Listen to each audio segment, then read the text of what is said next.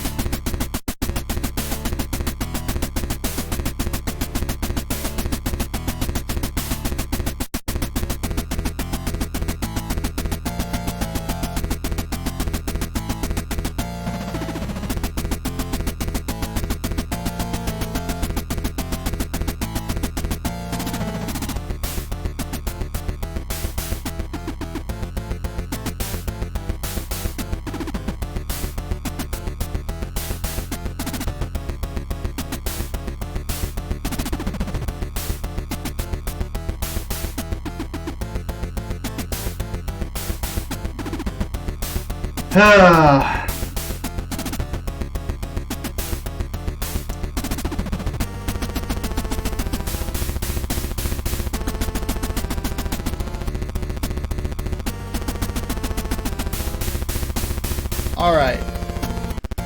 So. Here we are.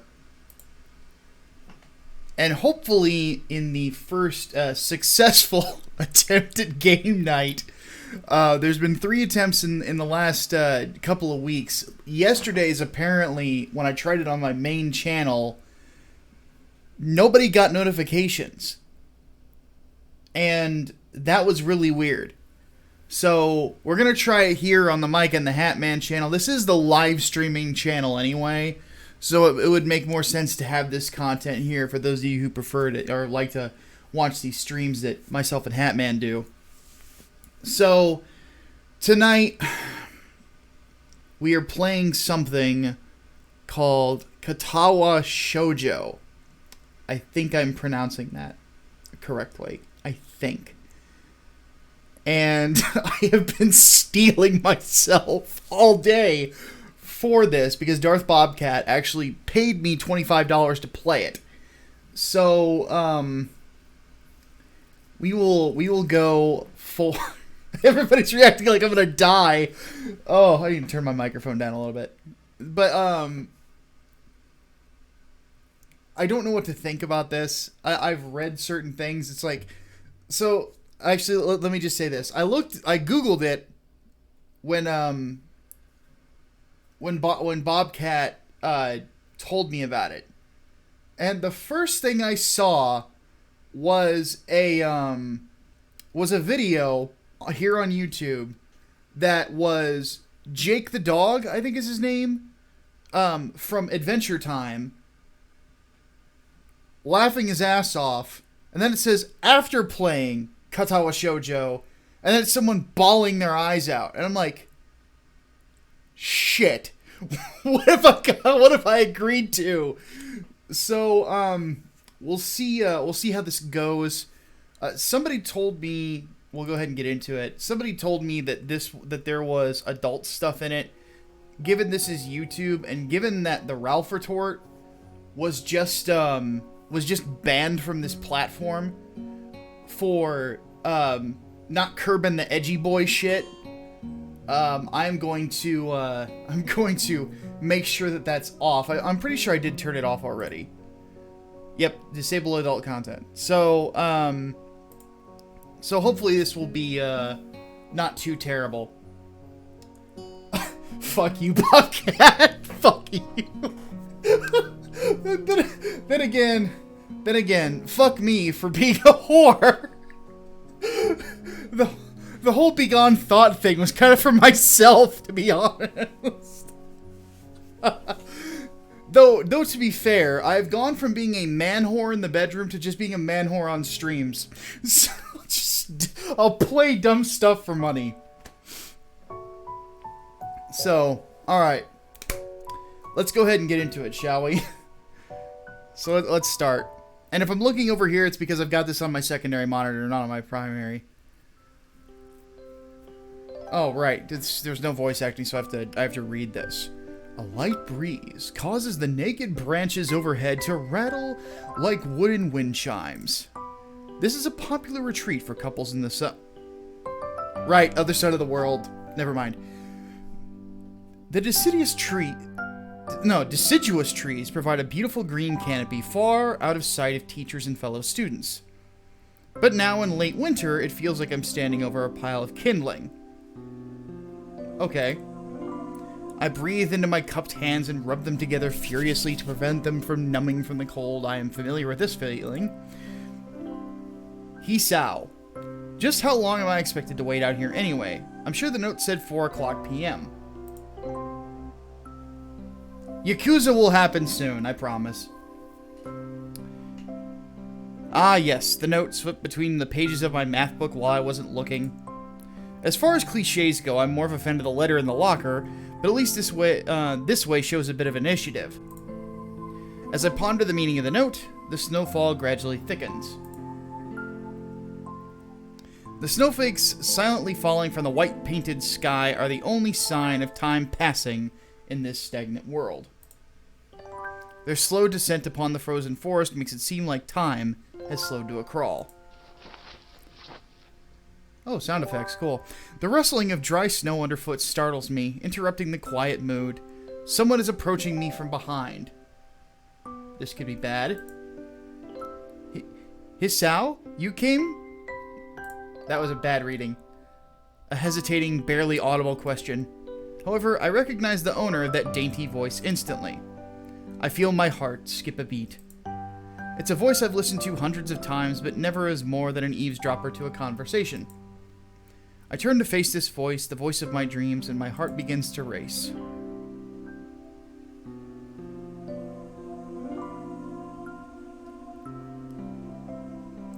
Hanako? I think that's how you pronounce it. I got a note telling me to wait here. Was it yours? Damn it. I spent all afternoon trying to come up with a good line, and that was the result. Pathetic. Yes, I asked a friend to give you that note. I'm so glad you got it. A shy, choice smile. This is so corny. That makes me so tense I couldn't move a single muscle even if I tried.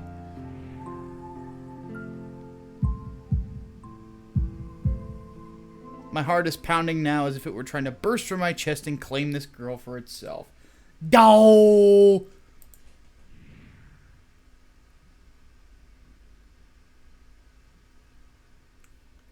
So, here we are. Out in the cold. Once again, the wind stirs up the branches. The cacophonous noise is music to my ears. This is so corny. Hanako flinches ever so softly against the gust of wind. Why is she wearing a skirt in the winter? Dating sim based on my comic stories when? Are you doing the art shenanigans? Because I would half think about it. Because I would basically just write it so that Lynn is giving shit to the player all day.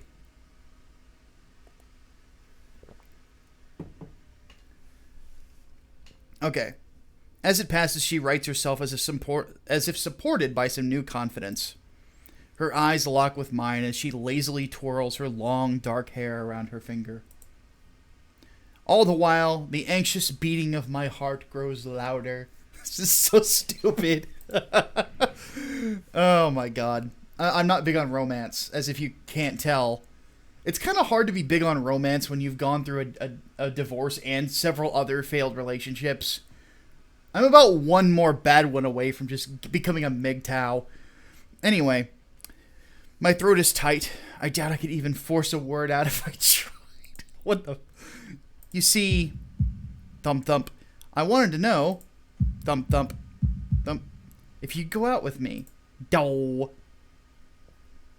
I stand there, motionless, save for my pounding heart.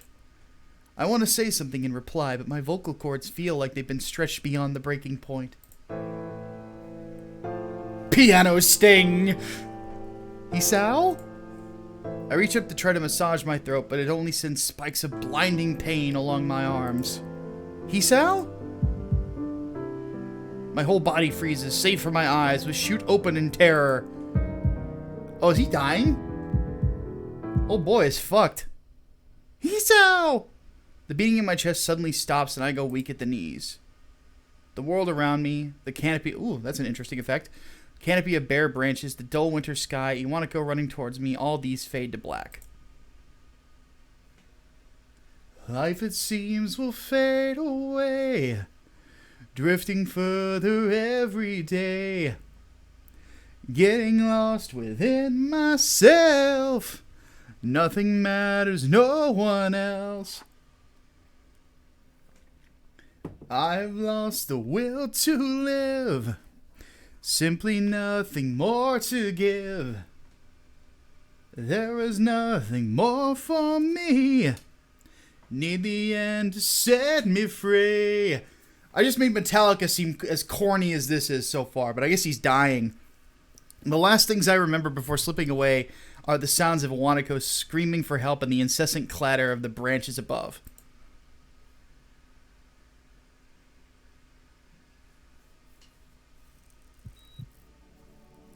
Shit, he is dead. I just sang that, like, that felt a little too appropriate then. Katawa Shoujo. Well, this is dramatic. Inspiration, Raita. Who dat? Writing, Anonymous 22. Oh yeah, this, you're right. Somebody mentioned, like, 4chan made this. So I guess these are all their usernames. Or something. Oh wow, they even did the music by themselves. That's kind of cool. You know, I will say this. For a bunch of Anons, like, this is not, you know, it's a game so far.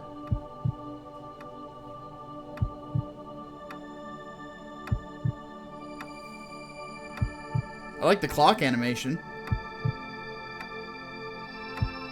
I'm assuming it was all Americans or Westerners who did this, so it's impressive. I like the fade away there. Like that, those little effects are cool. So whoever did this, it has a flair for the dramatic, for sure. It's been 4 months since my heart attack. Jesus. Shit! No, I'm not doing it. I'll stop singing. I'm probably terrible at it anyway. The weebs invaded 4chan. I'm pretty sure they were there the whole time. Okay. In that whole time, I could probably count the times I've left the hospital room unsupervised on one hand.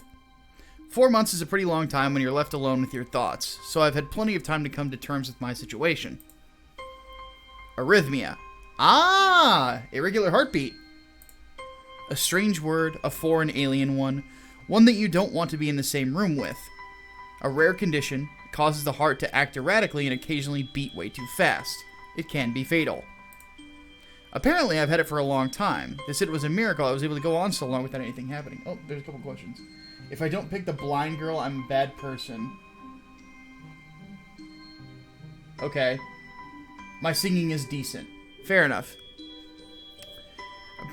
Okay, right, I already read that. Is it really a miracle? I guess it was supposed to make me feel better and more appreciative of my life.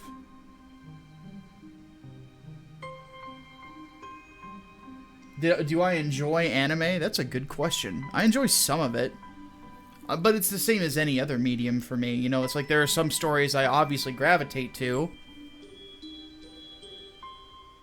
Just saying. Actually, let me give you a better view of that. Guts is right behind me. And then there's others I don't. So, it's really, like, genres for me matter more so than medium, if that makes any sense. Like, if you can pitch, like, that's the reason I like Goblin Slayer, but I don't like, God God, what's the name of it?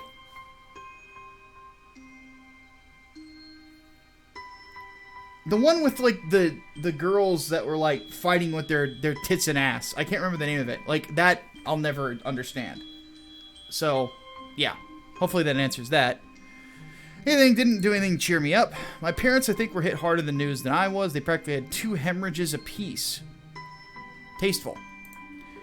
I already had a full day when by then to digest everything. To them, it was all still fresh. They were even willing to sell their house in order to pay for a cure. Keijo, that's it. Of course, there isn't a cure. Because of the late discovery of this condition, I had to stay at the hospital to recuperate from the treatments. When I was first admitted, it felt as if I was missed. For about a week, in my room, the ward was full of flowers, balloons, and cards. But the visitors soon dwindled, and all the get-well gifts began trickling down to nothing shortly after.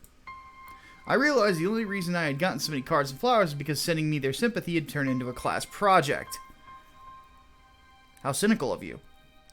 Maybe some people were genuinely concerned, but I doubt it. Even in the beginning, I barely had visitors. By the end of the first month, only my parents came by on a regular basis. Hanako was the last to stop visiting. After 6 weeks, I never saw her again. We never had that much to talk about when she visited anyway. We didn't touch the subject that was between us on that snowy day ever again. The hospital? Not really a place I'd like to live in. The doctors and nurses feel so impersonal and faceless. I guess it's because they were in a hurry and they have a million other patients waiting for them, but it makes me feel uncomfortable.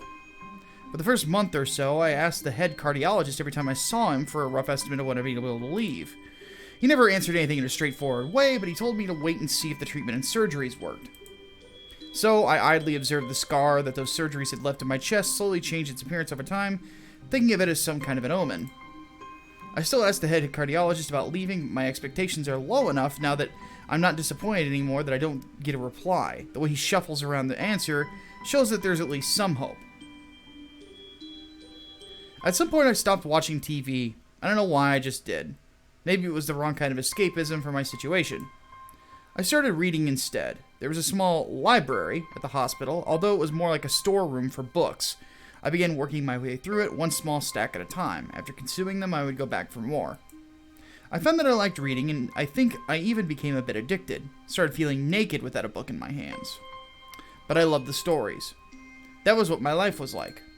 The days became increasingly harder to distinguish from each other, differing only by the book I was reading and the weather outside. It felt like the time blurred into some kind of gooey mass I was trapped inside instead of moving within. Okay, that's decent description. A week could go by without me noticing it. Sometimes I'd pause in realization that I didn't know what day of the week it was. But other times, all the things that surrounded me would painfully crash into my consciousness through the barrier of nonchalance I had set up for myself. The pages of my book would start to feel sharp and burning hot as the heaviness in my chest would become so hard to bear that I had to put the book aside and just lay down for a while, looking at the ceiling as if I was going to cry. But that happened only rarely, and I wouldn't even cry. This is getting very depressing. Today, the doctor comes in and gives me a smile. He seems excited, but not very. It's like he's trying to make an effort to be happy on my behalf. My parents are here. Been a few days since I'd last seen them. Both of them are even sort of dressed up. Is this supposed to be some kind of special occasion? It's not a party. There is a ritual the head cardiologist has. He takes his time sorting his papers, then setting them aside as if to make a point of the pointlessness of what he just did. Then he casually sits down on the edge of the bed next to mine. He looks me in the eyes for a moment. Hello, Hisao. How are you today? I don't answer him, but I smile a little, back at him. I believe that you can go home. Your heart is stronger now, and with some precautions, you should be fine. We have all your medication sorted out, and I gave your father the prescription. The doctor hands a sheet of paper to my dad, whose expression turns wooden as he reads it quickly. So many. I take it from his hand and take a look myself, feeling numb. How am I supposed to react to this?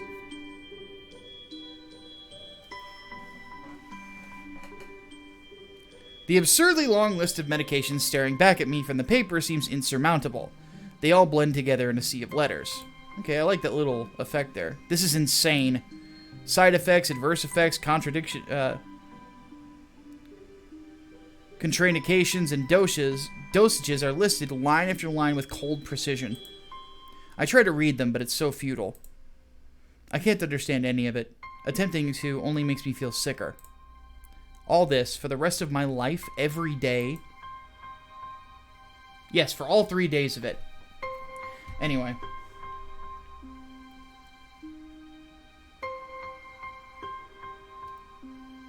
People want me to play Senran Kagura, dear God. This is the best we can do at this point. However, new medications are always being developed, so I wouldn't be surprised to see that list fade over the years. What kind of confidence booster is that? I'd have felt better if you hadn't said anything at all. Also, I've spoken with your parents and we believe it would be best if you don't return to your old school. What? What? Sorry. Please calm down, Hisao. Listen to what the doctor has to say. Calm down? The way he says it tells me he knew full well I wouldn't like it. Am I going to be homeschooled? Whatever my concern shows, it's ignored.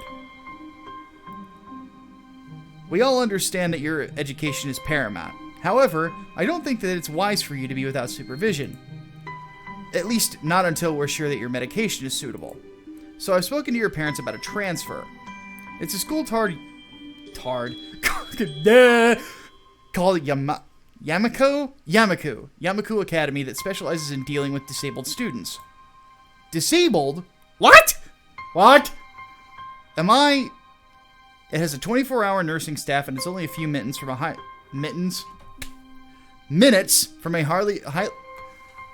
taking a drink.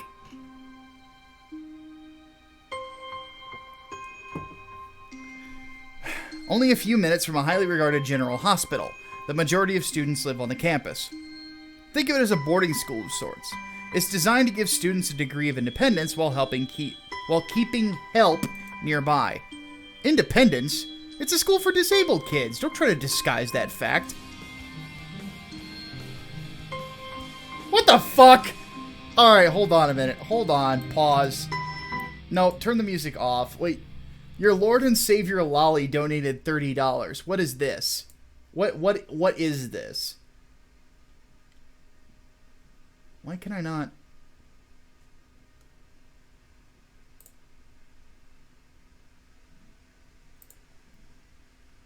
Senran Kagura Estival Versus is a wholesome game I am now paying you to play.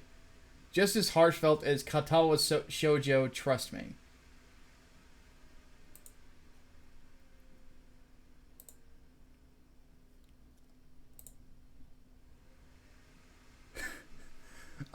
I know what Senran Kagura is. Alright, give me a second.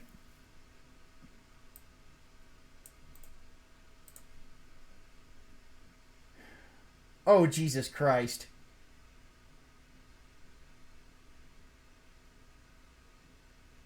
And I'm gonna have to get the Steam version too, aren't I?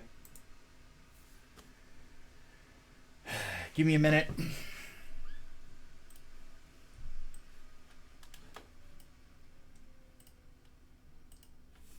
So, I've been thinking about new buttons and stuff. And I'm thinking the quote of, "I am a whore" from Game of Thrones is going to have to be one of them, but with my head on the chick's body.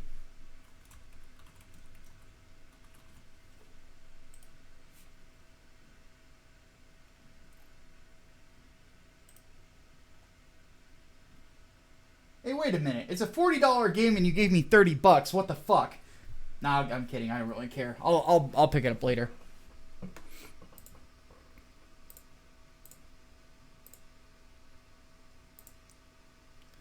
Okay.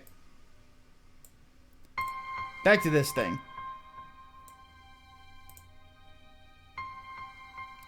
We went out there, took a couple of weeks back. I think you'd like it. Looks like I really don't have a choice. Compared to other heart problems, people with your condition usually tend to live long lives. You'll need a job one day. This is a good opportunity to continue your education. This isn't an opportunity. Don't call it an opportunity. Don't call it a goddamned opportunity! Motherfucker! It was either Senran or Nekopara Part 2. I'm genuinely surprised you didn't pay me to play Nekopara. I didn't know it was smut, though. I figured it was just like just a dating thing. But with cat girls. And no, it's apparently porn.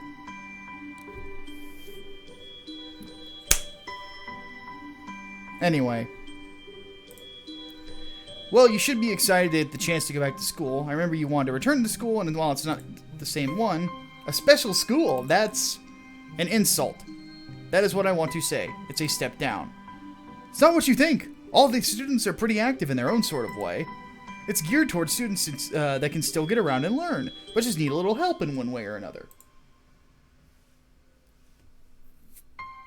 Your father's right, and many of the graduates of the school have gone on to do amazing things. A person doesn't have to be held back by their disability. And by the way, Lolly, I'm kidding. What I'm gonna do is I'm gonna put it on a wish list, and then once it goes on sale, I will pick it up for sure. So,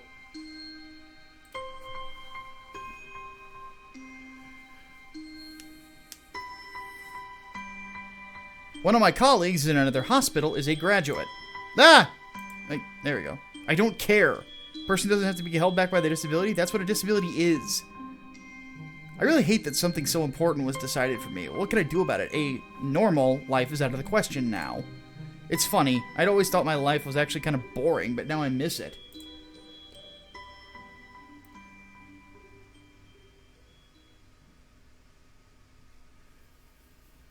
I want to protest. I want to blame this lack of Micah, wake up. Lack of reaction on shock or fatigue. I could easily yell out something now, something about how I can go back to school anyway, but no! I don't say anything. Fact is, I know it's futile. I look around the room, feeling very tired of all this. The hospital, doctors, my condition, everything. I don't see anything that would make me feel any different. There really isn't a choice. I know this. But the thought of going on to a disabled school, what are those even like? As much as I try to put a positive spin on this, it's very difficult. But let me try. A clean slate isn't a bad thing. That's all I can think of to get me through this. At least I have something. Even if it's a special school, it's something. It's a fresh start, and my life isn't over. It would be a mistake to just resign myself to thinking that. At the very least, I'll try to see what my new life will look like.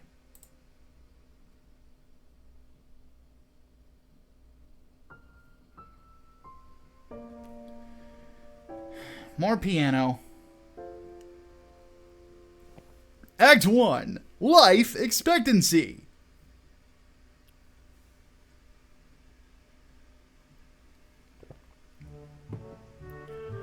The gate looked far too pompous for what it was. In fact, gates in general seem to do that, but this one especially so. Red bricks,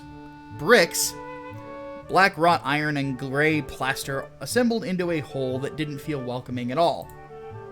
I wondered if it looked like what a gate for a school would look like, but couldn't really decide. Probably no. Of course, I didn't want to get stuck on thinking about the gate for too long, so I entered through it with a brisk pace that surprisingly felt good. Moving forward feels good.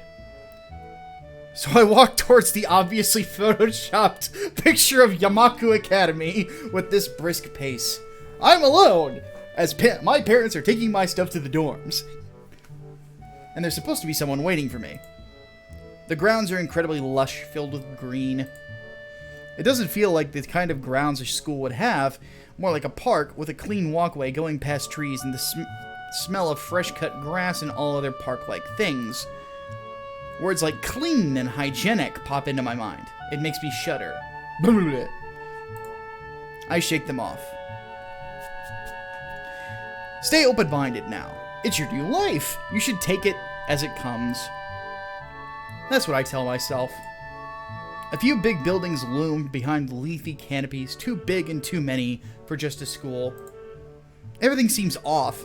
It's different from what I thought I knew about schools. It's an uncanny valley. Even though I was told this is my new school, in the back of my head it doesn't feel like one. I wonder if the feeling is real or caused by my expectations of a school for the disabled. Speaking of that, I don't see anyone here. It's kind of eerie. Makes me wish there was somebody here so I could anchor myself into something tangible instead of having this feeling that I stepped into another dimension. The trees hum with the wind and green hues flashing all around me catch my attention. Makes me think about hospitals again, how they say operating rooms are painted green because green is a calming color. So why am I feeling so anxious despite all the greenery? Well, it might be because you have a heart condition, asshole. Just pretend it's Charles Xavier's school to get through if you need to. You know, an X-Men dating sim would probably make a shit ton of money. Just saying. Only after I stand in front of the haughty main building, I surprise myself by realizing why the gate bothered me. It was the last chance I had to turn back, even if I had no life I could return to. But still, after entering, there was absolutely no way I could go back anymore.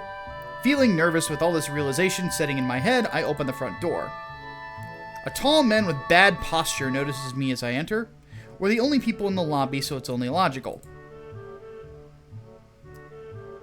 Okay, I'm gonna have to do away with the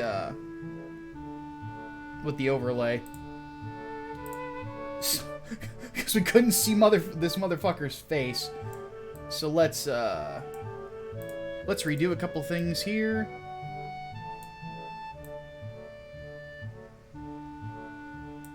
There we go.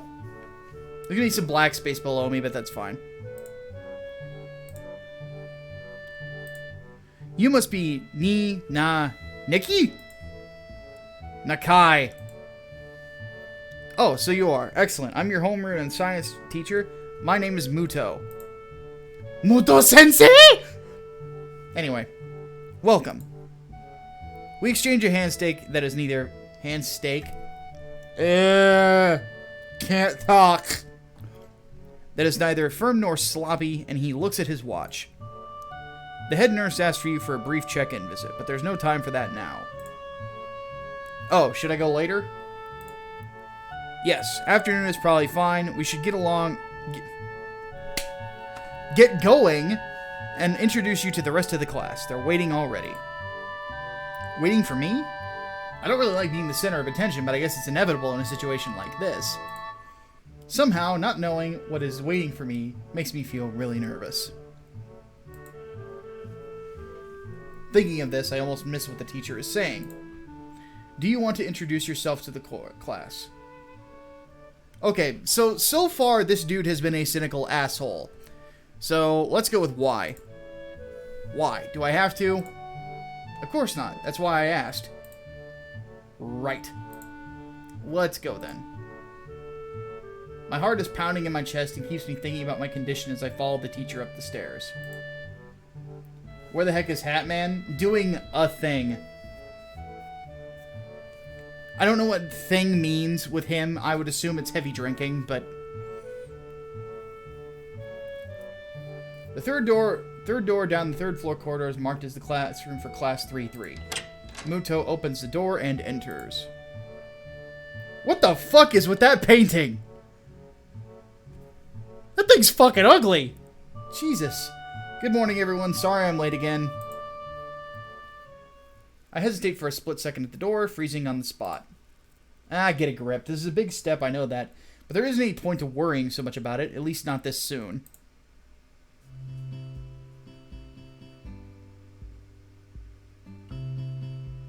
It looks like a pretty standard anime class, all things considered. Except for, like, there's... This chick looks like she's about to cast a spell on me. This guy, I guess, is missing his ear. And, he's very dark for a Japanese girl. Anyway, I follow the teacher to my classroom and look around, partially so I won't have to meet the curious gazes of my new classmates. It's pretty spacious. The ceiling is unusually high, and there's lots of space left over around and in between the desks. Oh, 1 second. Okay, so I need to stretch my neck out a little bit. And an entire wall taken up by blackboards and the high, old-fashioned windows only make it seem larger. The students' desks are just standard wooden desks with a shelf underneath for books and wooden chairs with metal frames, simple and efficient. I stop walking in front of the classroom and face the other students. They all look normal, like students in any other school, but then why would they be here? They're probably like me and have something wrong with them, only it's just not immediately obvious. Then I notice one of the girls seems to be missing the thumb of her right hand. It's a little jarring. Despite the natural tendency to listen when someone's talking about you, I tune out the teacher's speech halfway through while he introduces me to the class. What the fuck? This dude in the back.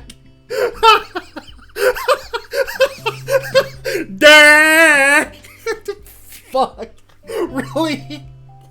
Did you have to make it that obvious? He's got Down syndrome. Seriously? What the fuck? That's wrong. I shouldn't be laughing. What the hell?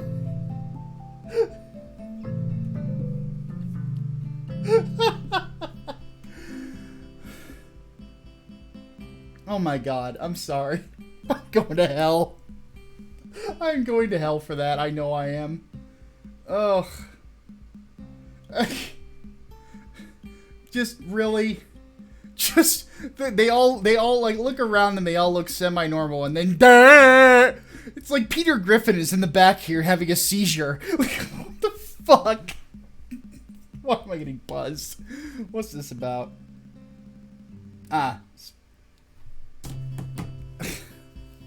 Sorry, that was very terrible of me, but there's a little bit of 4chan in this.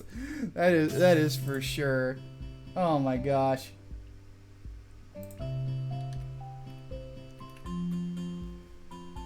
Sorry, I gotta check something real quick. And sadly, no, it can't wait. Okay.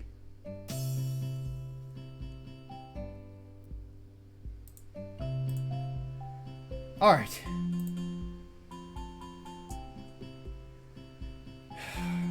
Good gravy. Okay, let's continue. I notice a flash of dark hair and see that someone is looking at me. A girl with really long, straight hair that is pretty eye-catching. As she sees me looking back at her, she covers her face with her hands, as if it will make her invisible.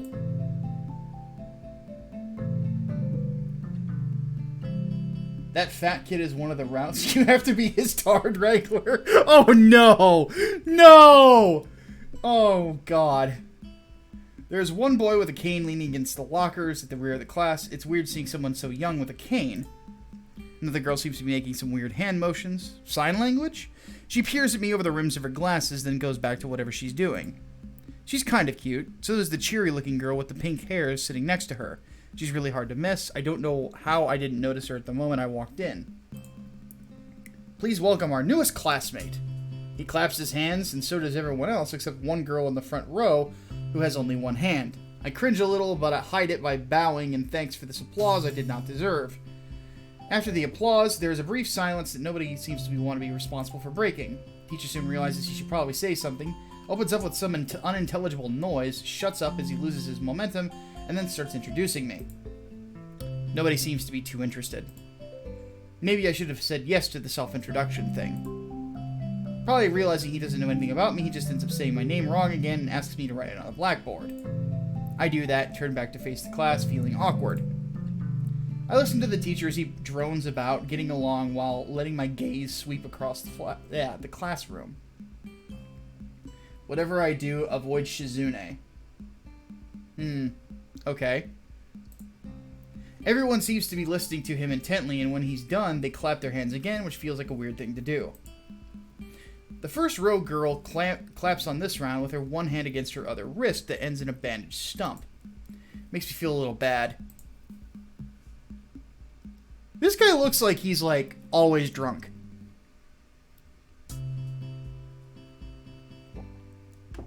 Just always drunk. Anyway, we're going to be doing some group work today, so that'll give you a chance to talk with everyone. Is that okay with you? Yeah, it's fine with me. That's good. You can work with Hakamichi. She's the class representative. She can explain anything you might want to know. And who else would be able to do that better, right? How could I know? As the teacher passes out the day's assignments and announces that we'll be working in groups of 3. It hits me that I don't know who Hakamichi is. Slow. The teacher seems to catch my helpless expression. Oh right, Hakamichi's right there. Shizune Hakamichi. Oh, so this is the one I'm supposed to avoid, huh? As he calls out her name, the cute, bubbly-looking girl with bright pink hair and gold eyes waves her hand at me. I take a seat next to her by the window. Hey, I guess you're Hakamichi, right? Nice to meet you. Ha ha ha ha! What? What? I'm caught off guard by her laughter. It's nice to meet you too, but... I'm not Hakamichi. I'm Misha. This is Hakamichi. Sichan? Sichan? Giggling, Misha points to the girl next to her, the one I saw using sign language before. Looks as if she's been staring straight at me this whole time. She nods once nonchalantly to show that she acknowledges my presence, but only barely. She has short yet carefully neatly brushed hair, a pair of oval-shaped glasses balanced on the tip of a dainty nose, and dark blue eyes that seem to alternate every few seconds between analytical and slightly bored. It's nice to meet you. She says nothing. She immediately looks at Misha, who smiles and makes a few quick gestures with her hands. Hakamichi nods and makes a few gestures of her own. I start to wonder if the teacher was messing with me, saying things like, you'll be able to talk to people, and who better to explain things to you. I can see you're a little confused, right? Right? But I understand why you would think I was Sick-chan. Si-chan? How do you pronounce this? Shi-chan. Okay, thank you. Shi-chan. Shi-chan is Jeff. Is Jeff. She identifies as Jeff. God damn it. Si-chan is deaf, so I'm the person who translates things back and forth for her. I'm like an interpreter. She says it's nice to meet you too. You're the new student, aren't you? Well, Shi-chan, of course he is. If he wasn't, he would have been standing up here for no reason, right? Right?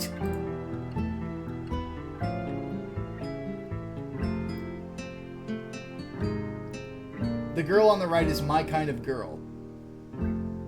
What, the one that never has to listen to my bullshit? Literally?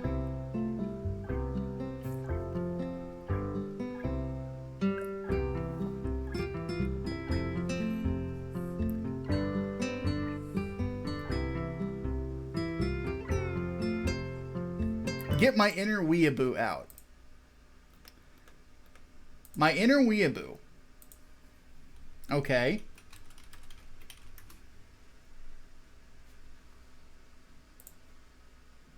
Here you go. Wait, hold on. I fucked up. Here we go.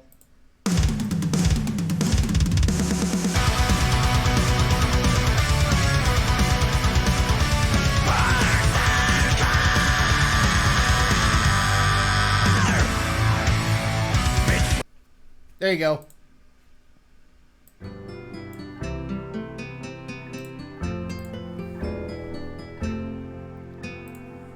Misha. We don't know much about him, but maybe we'll find out later. Maybe I should have introduced myself after all. Anything would have been a better first impression than the teacher's drone and fumbling with my name. We knew there was going to be a new student, but we didn't know you would be here today. So soon! He-chan, right? He-chan? Yep, it fits, doesn't it? Did I just say it out loud? It's a surprise, I've never heard that nickname. I don't really see how. It fits! You look just like I imagined.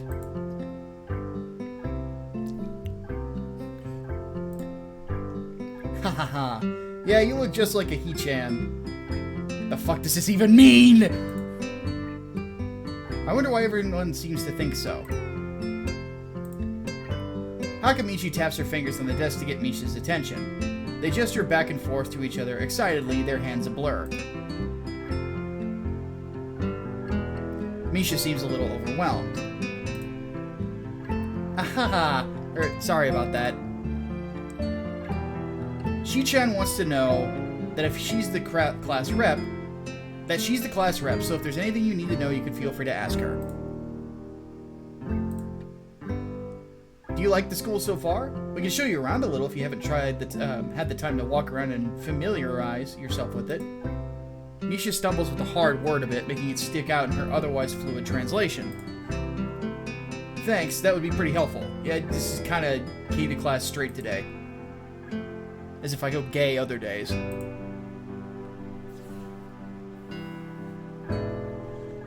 Ha ha ha ha!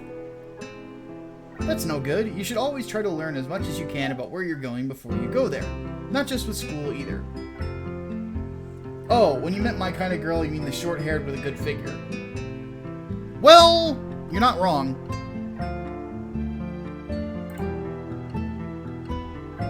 Always, even if it's a trip to the convenience store. Really, Shi-chan? Ha ha ha ha. So what's her damage? Anyway, learn about where you're going? I guess I didn't bother to do that, or just didn't care enough to do so.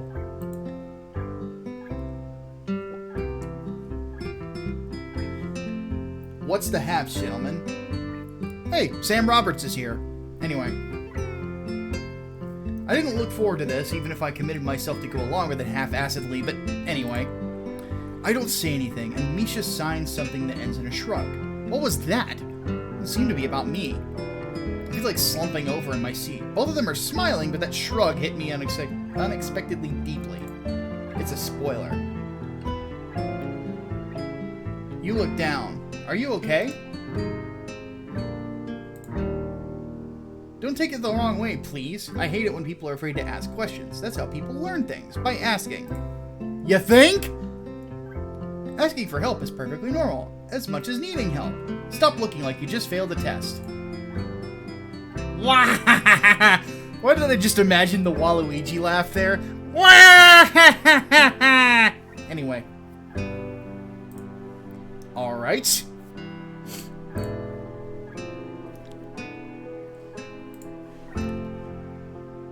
Is that just like the nerdy anime girl pose? I don't understand these things. Ah, and another thing, you don't have to call Shi-chan something so formal like Hakamichi or class rep all the time. Just call her Shi-chan. Ah ha ha.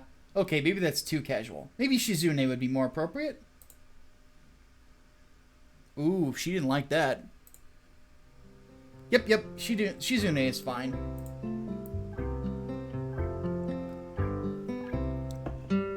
Okay, that'd be a lot easier for me. I feel more at ease. Both of them seem so friendly, so I feel like an idiot for being so apprehensive earlier. Especially about Shizune, who I assumed would be all business. Well, she still seems like that, just less so, I guess.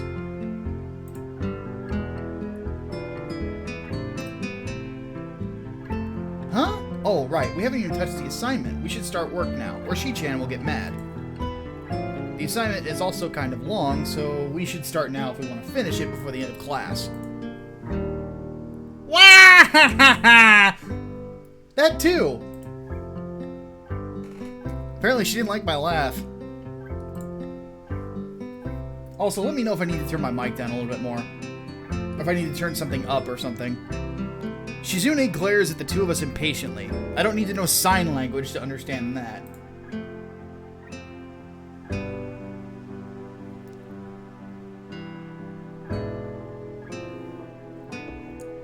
Shoujo reference. Yada to say. Okay, I get the message. After class, we can take a walk around the grounds together. It's a nice day today, okay? The assignment's actually very challenging to get through, combining aspects of being both difficult and unnecessarily long. Still, we finished it a few minutes earlier than anyone else in the class despite our late start. Shizune and Misha are really capable. Okay, it needs to get turned down a bit. Alright, hold on a second. We'll take it down to about an 8. They're quite different, though. The class rep is as calm and professional as she looks, while Misha is more playful and girlish, not to mention a little more easily distracted. To be honest, the two of them did most of the work. I feel guilty about that.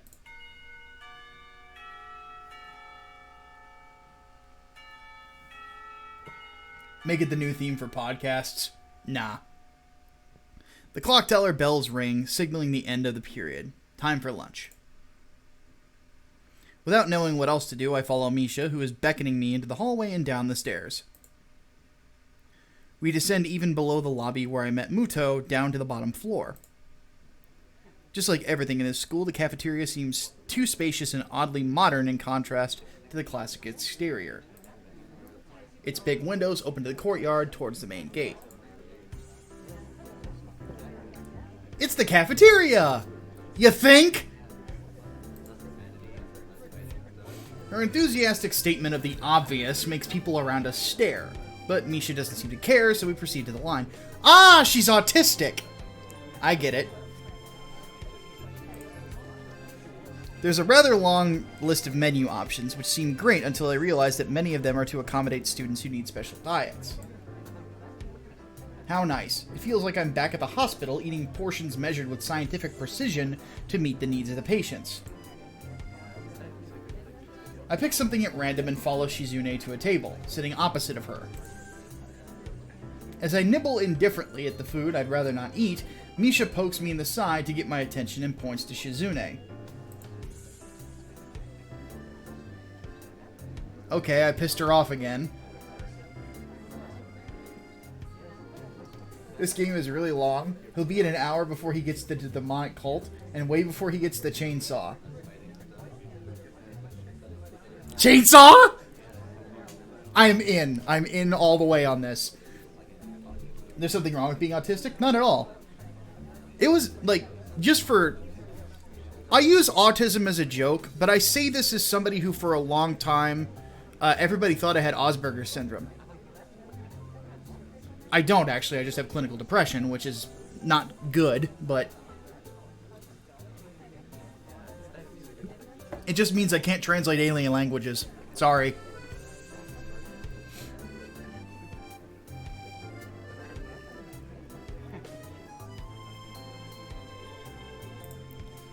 I don't understand signs, so the point escapes me. Maybe looking at a person who talks to you is proper and polite. Do you want to know something? Well, I'd like to know what the square root of an unladen swallow is. What? What? About anything. We're your guides, so you should ask if there is something. I wonder. Library. Because books and stuff. Oh yeah, is there a library in the school? Lately I've gotten into reading a lot, so I'd like to check it out. Misha gives the kind of frown that makes it clear she doesn't consider reading a healthy hobby, but then picks up her smile again. There is! It's on the second floor, so we can show you sometime. Thanks.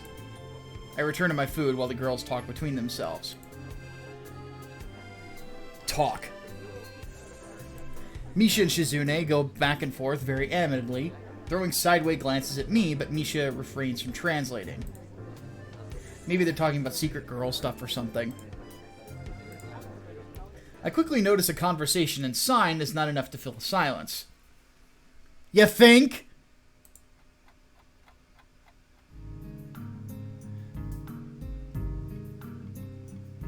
We arrive in the classroom early, but we're not the first. Shit! What happened to your face? Okay. On that rather insensitive note, I'm gonna get up and use the restroom and refill my drink. So I will be back in a few minutes. Let me get you guys some music though. To that is both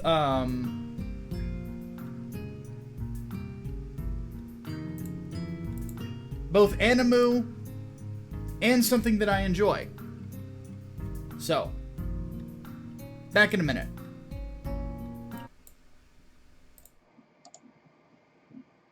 Ay, ay, ay, ay.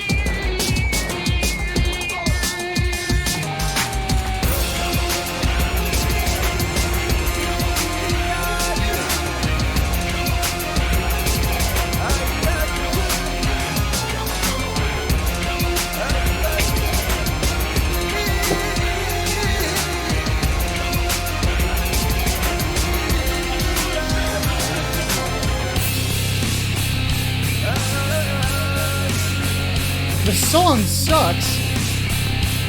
It's the fucking Pillar Men theme. Whoop. Okay. Alright, let's continue, shall we? The dark-haired girl I noticed before slumped over her desk in the last row. Whoa, Jesus, she's not in that good mood. She jumps a little when Misha crashes into the room with the elegance of a rhino. Now, when we're talking rhino, are we talking about an actual rhino or John McCain? Anyway, she shrinks deeper into her seat. I can feel her tension all the way from here, as if she were slowly turning into stone just from our presence. Misha and Shizune either don't notice or don't mind it, as they walk directly past her to their seats and begin to converse. I'm left wondering about her even when the classroom slowly fills with other students, and finally, the teacher. Getting into the rhythm of school feels strange, as if my brain remembers how this is done, but my body doesn't. Toward the end of the class, I start yawning and counting the minutes left. I shouldn't be this tired on my first day of school. Maybe it's the long time spent in the hospital that made me like this. I'm even feeling physically weak and lifeless. Before long, the final bell rings. School is finally over for the day. Beside me, Misha and Shizune are having a short conversation. After a bit of deliberation, Misha turns to me. Unfortunately, we can't stay and show you around today, Hee-chan. We've got to hurry already, since there is a lot of work for us to do. You'll find your way around here, I'm sure of it. Ah, wait. The teacher said that I have to see the nurse. Where do I have to go? Is that so? We can at least show you that much. Come on, the nurses have their own building, so we have to go outside. We join the flow of students making their way down the stairwell and outside, with the girls pointing out the other senior classrooms in the same hallway as ours. When we get outside, the girls make their way to the smaller building right next to the school. It's built in the same style, so it looks like it's actually part of the main building. This is the auxiliary building here. There's a lot of official and important stuff inside, like the Yamaku Foundation office and all the nurses' offices. They even have a swimming pool. How's that official? Why is she looking at me like I'm supposed to fucking know? Don't be silly, Hee-chan. It's for physical therapy, of course. Anyway, all the nursing staff facilities are in there too. The head nurse's office is on the first floor. You'll be fine from there, right? We'll be going then. See you tomorrow. Yeah, thanks. Bye. A whole building for stuff that has nothing to do with the actual education. I guess it's necessary for a place like this.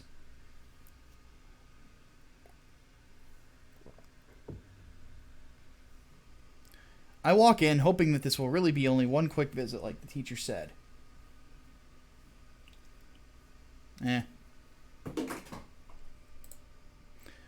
On a white door on the left is a green cross with the text, Head Nurse, and a nameplate.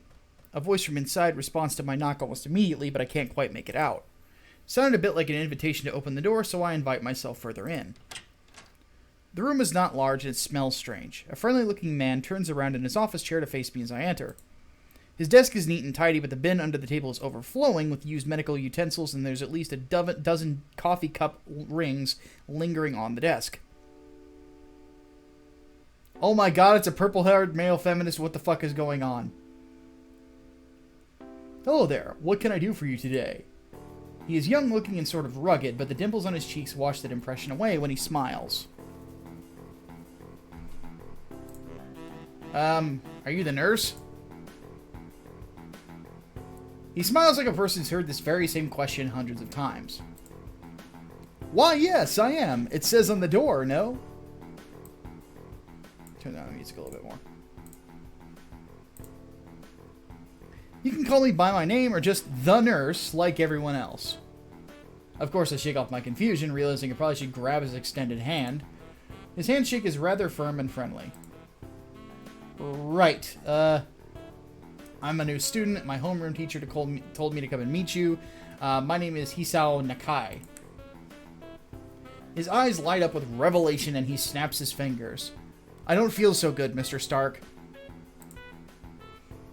Oh, you're that Nakai. I was just reading your file in the morning.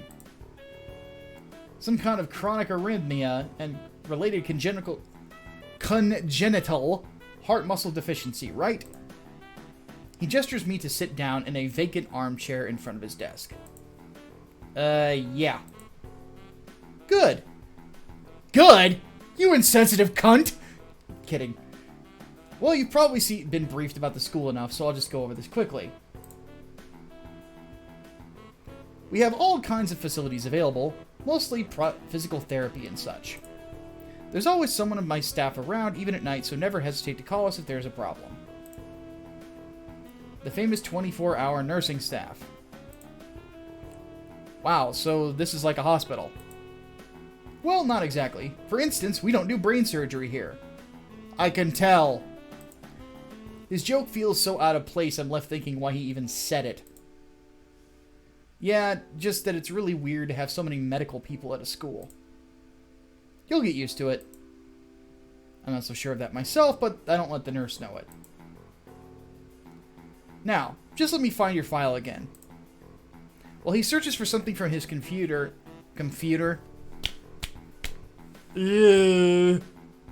What are words? And shuffles stacks of papers around, I let my gaze wander around the room. It's the epitome of generic, I'd like to say. Beige walls and ceiling, dark gray laminate flooring, and all the equipment you'd expect from a school nurse's office. Even the ridiculous educational posters are hanging on all.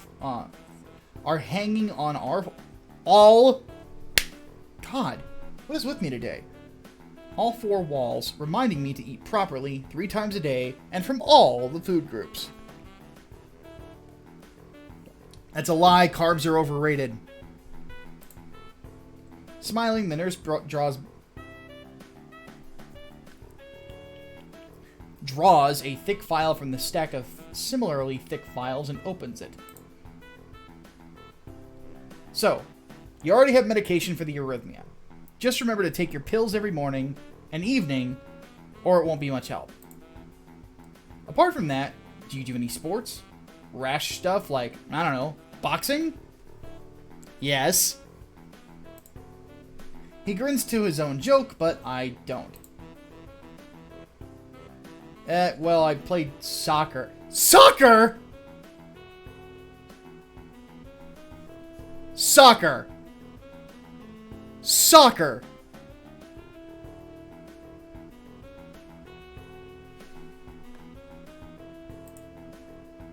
Soccer.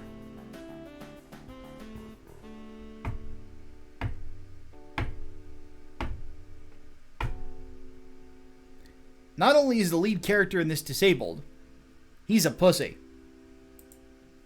Anyway. Alright, I'm gonna have to I'm afraid I'm going to have to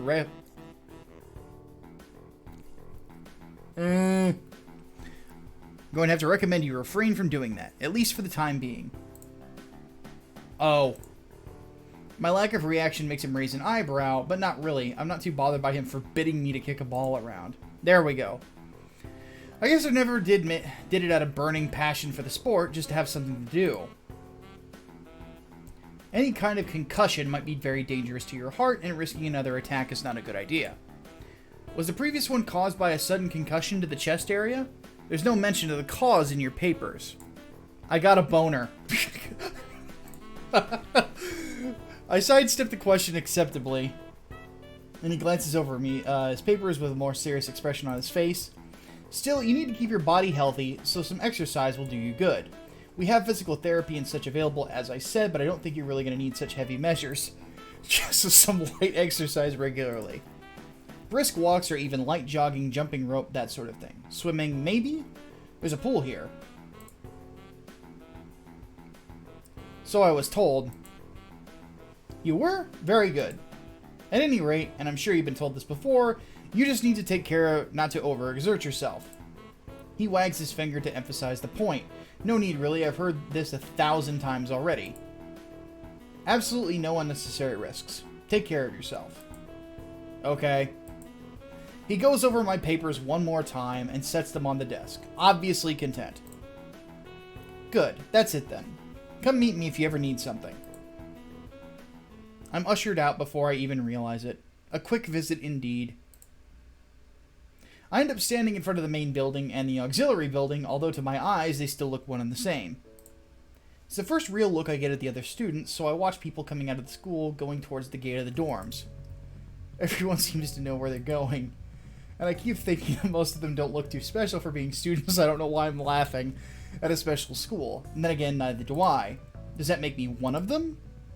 One of us! One of us! Google, whatever. I should go somewhere too, to prevent me from getting lost. It's around dinner time, but I feel tired instead of hungry. The weariness in me only grows as I trudge towards the dorms, set a little way apart from the main building complex. There is a garden of sorts between the school and the dorms. Shrubbery, flowers, and that overbearing smell of fresh-cut grass that fills the atmosphere. It dawns on my tired mind that the smell feels novel because I haven't been outside at all for too long. The dorm building is big and made of red brick. Like the others, it feels way too pompous for what it is, so I push forward, going inside. It takes more time than necessary to fish out the key I was given from my pocket.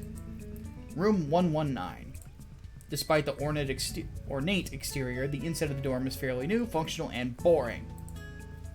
Just like in the main building, the halls and doors are wide to accommodate wheelchairs. The same goes for the elevators at the ends of the hallways. I poke my head around the corner of the common room door. Inside, a few students are watching the television. One nods and gives a quick hello before turning back to the TV. Seems that the only girls around here are sociable. I suppose that's perfectly fine with me. I climb the stairs to the upper floor. I really cannot talk today. Alright, I'm going to take a second. How do I like the game so far? It's a very slow burn. It's like been an hour and like nothing's happened. Here, small corridors branch off from the main hallway. Each of these minor halls seems to have a toilet and a shower as well as 4 rooms. About halfway down, I spy room 119. The name plates on the rooms adjacent to mine are blank. I guess there are just 2 of us here. Light shines from below the door of room 117, so I knock lightly. Hello, is anyone home? From inside, I hear a few movements and the clicking of way more locks than I thought these doors had. After a moment, the door squeaks open. A bespectacled boy is standing in the doorway. He's looking at me very intently through his extremely thick eyeglasses. Who is it? Blind? No, at least not completely. Why would he have eyeglasses if he was? He leans closer to me until our noses are almost touching. His breath stinks of garlic. Hisao Nakai. I'm moving into the next room. I thought I should introduce my... His face suddenly brightens in realization, and he stands back upright, thrusting his hand out in a smiling greeting almost straight into my diaphragm. Oh, sup, dude? Name's Kenji. Hi. I take Kenji's sweaty hand and shake it, still a little rattled by the sudden change of attitude and vehement welcome. There were suspicious looking people going in and out of your room earlier. It was probably my parents. Your parents? You sure? Because it could have been some other people too. You can't judge a book by its cover. His out-of-place proverb is left hanging between us awkwardly as I try to think of some way to respond. I'd say the chances are high enough. He shudders and makes some exaggerated hand gestures. You're a brave man, Hisao. Me? I don't think I could trust the chances. The only one I trust is myself. Crawling in my skin. Christ. Does that mean I shouldn't get to know you either?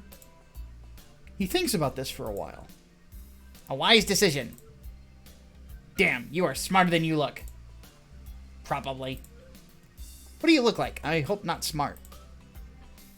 He squints his eyes and leans closer again, but I lean backwards to dodge it. Never mind, it doesn't matter. With that, he turns, fumbles around for a moment in search of the door handle, and then shuts the door behind him. I slide the key into the lock of the door marked 119.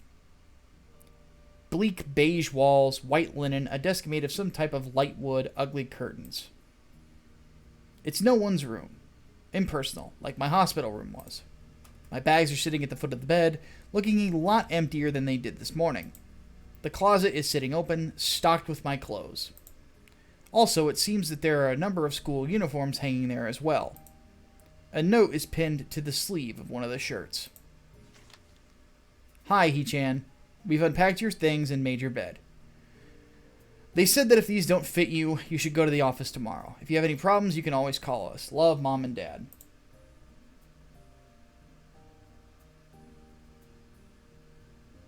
Kenji is the greatest anti-feminist you meet? Oh, this should be interesting. Well, at least I don't have to worry about unpacking. I kind of hoped that I would have, then there would have been something to do. Still too early. I put the note down on the desktop and lie down before the bed, feeling drained.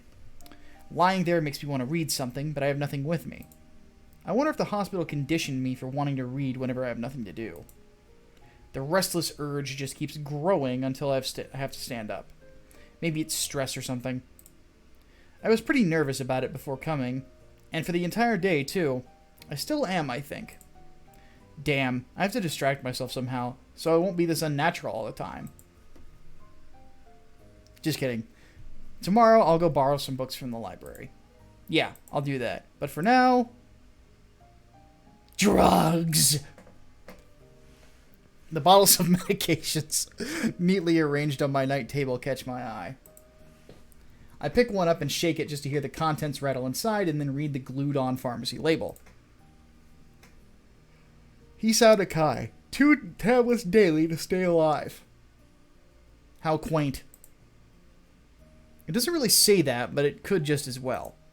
It's kind of twisted, having your life depend on chemicals like this. I resent it a little, but what choice do I have?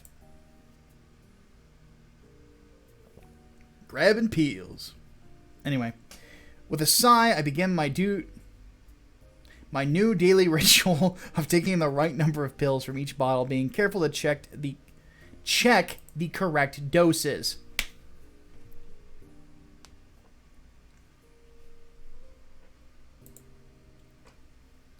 I lie down again, feeling hollow and uncertain, and after that I keep staring at the blank, unfamiliar ceiling for a long time.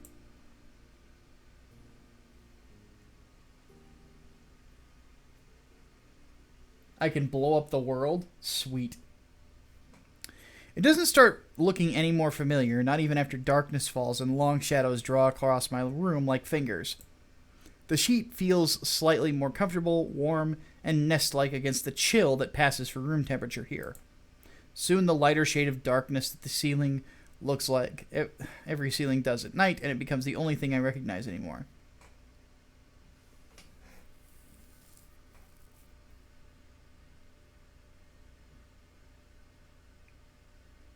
This dialogue is so hammy, man. The night beckons me to sleep, and I feel the coldness of unfamiliarity and fear creeping up my spine once again. I keep drifting further away from the world I knew. It's the world I know!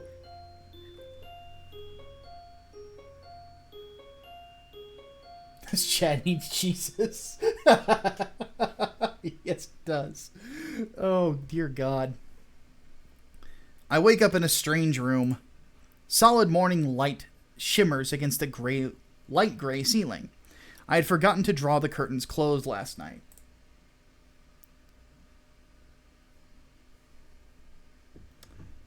Okay, we need the proper sound effect for this.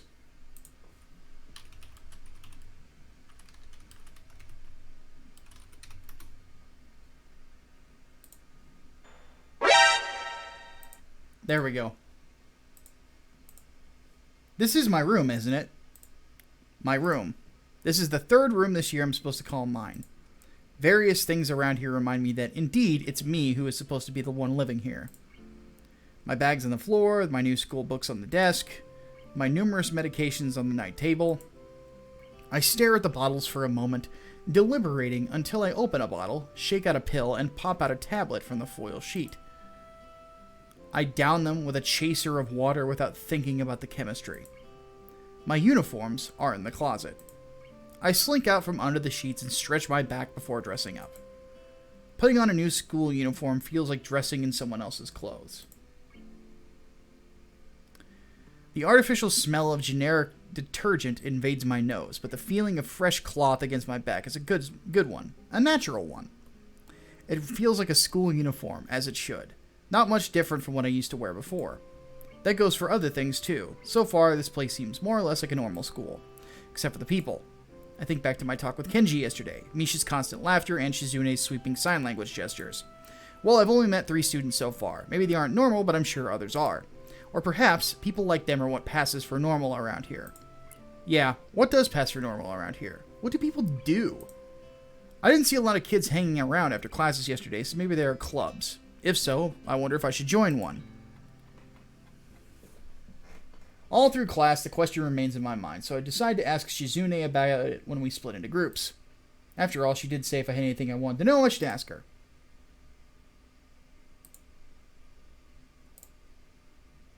She crosses her arms and lifts her gaze slowly to Misha, who looks more preoccupied with trying to grind the eraser of her pencil down so the top is perfect and evenly flat. Jesus, she is pissed.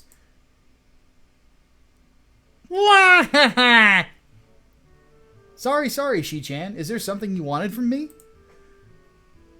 Oh, I see. That's a good question, He-chan. My first thought is it means she doesn't know, which is worrying. Maybe I'm being too negative. Well, anyway, Misha doesn't... Please don't prove me right. Oh, that's right. Everyone is encouraged to join a club. A lot of people do so, because there isn't really anything else to do. There are also school events, like the festival coming up in a few days. Almost every student in the school tends to help out with it, doing whatever. So, you actually transferred in at a busy time. Maybe you can help out too. Sure. What's the festival about? Misha freezes. I don't know, He-chan. The truth is, it's a local event and I'm not from this area, so... She starts signing desperately to Shizune, asking her to bail her out. Shizune adjusts her glasses at the end of the oddly grandiose flourish and starts signing hard and heavy. Huh? Oh. I just realized I can do this. Anyway. Who cares? It's a good question. Misha puffs out her chest as she shouts Shizune's words at me with a disproportionate amount of pride. Too loud. I can see heads turning to look in our direction. Not so loud. Human beings evolve with each new generation. The ideals and beliefs behind a festival will inevitably change with time. Well, thank you for the lecture on social sciences. Christ. Now, it's about delicious fried food and amusing little games you play to win prizes. The teacher clears his throat very loudly, batting his long wooden pointer against his other palm like a baton. He shoots a pointed gaze at us. Finally noticing where we are, Misha stifles a yelp and quickly calms down. We'll say that. Shizune doesn't seem embarrassed at all, though brushing it off without a car. Water.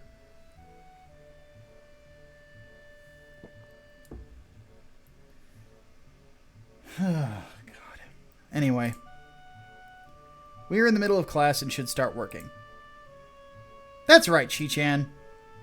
What? That's right. He-chan, are you asking because you're interested in joining a club? Wait, what was with her... What's with her face? What?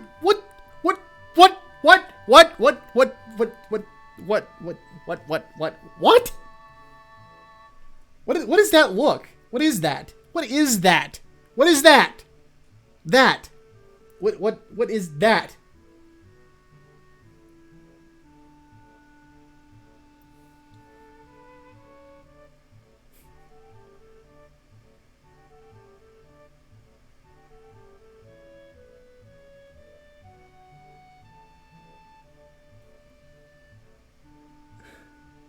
It's a cat.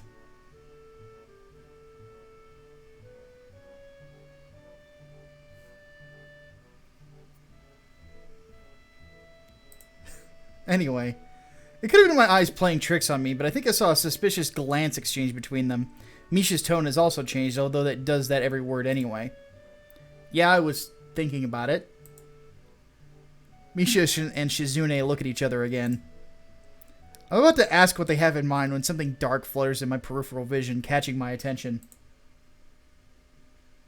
Out of the corner of my eye, I see the girl with long dark hair get up from her desk and slip silently towards the door. It doesn't seem like she was working in any group, and no one seems to notice her but me. I glance at the teacher, who is also looking at the dark-haired girl go. Why doesn't he say anything? He-chan, is something wrong? Do I look as uneasy as I feel? Or was Misha just looking at me after the girl who left? No, nothing.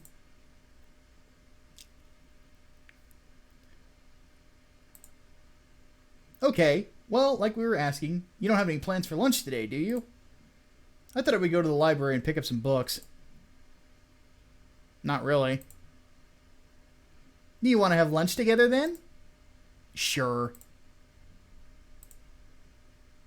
Yay! Okay, He-chan, perfect. The rest of class passes uneventfully. The girl with the long hair never came back.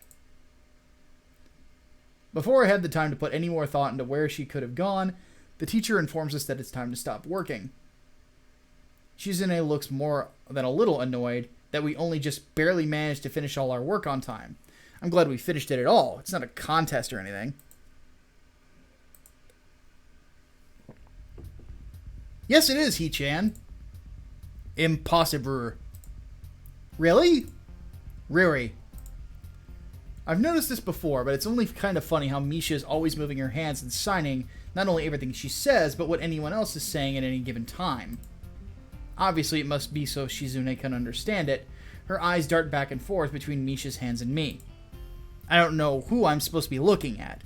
I'm talking to Misha, but that might be wrong. Maybe I should face Shizune. I'm used to looking in the direction of the person whose voice I'm hearing, but really. Shizune can't hear me, but it would be disrespectful to talk to her only through Misha. Then again, isn't that what she's doing? No, she's at least looking at me. This is all very confusing and will take time to get used to. It's not a contest, because contests are competitions over a prize. If there's no prize on the line, it's not really a contest.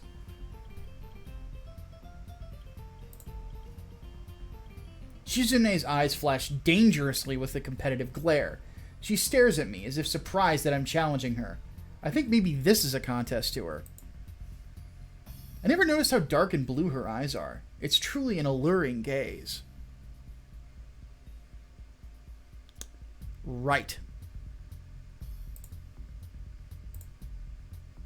Are you sure, He-chan? Very sure. I don't know what to think about the look that these two are giving me. Ha ha ha ha. Wah ha ha ha.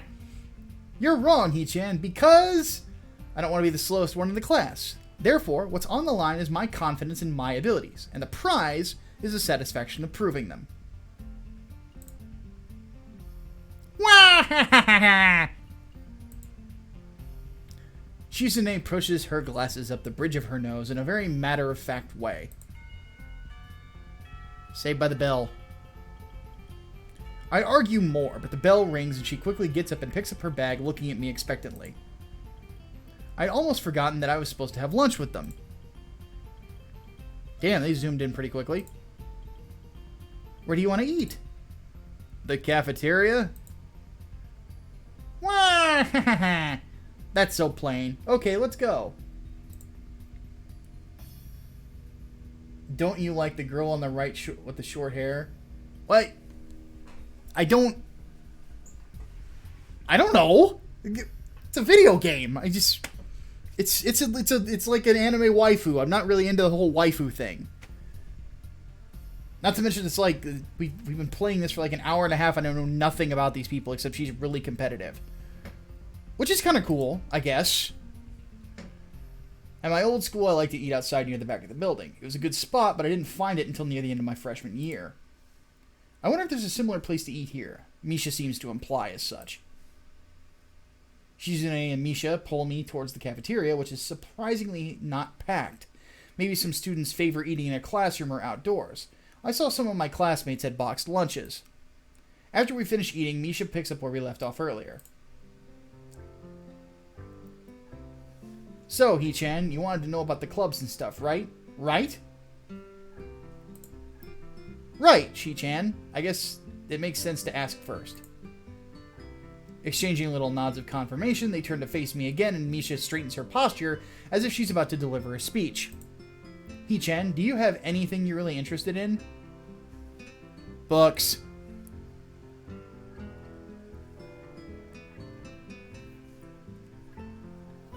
And hips. Hips and ass. So if you have a books, hips, and ass club, I'm in. Just tell me when. I used to play soccer. Pussy.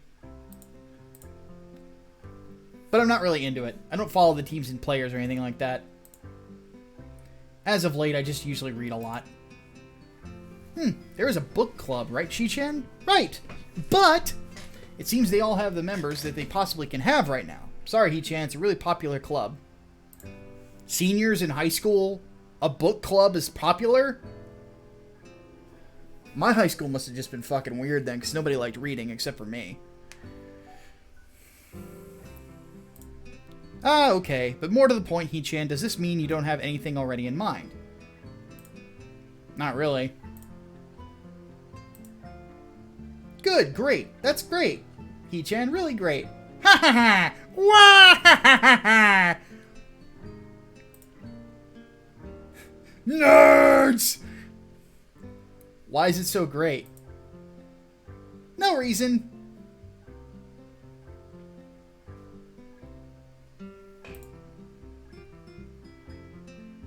Huh?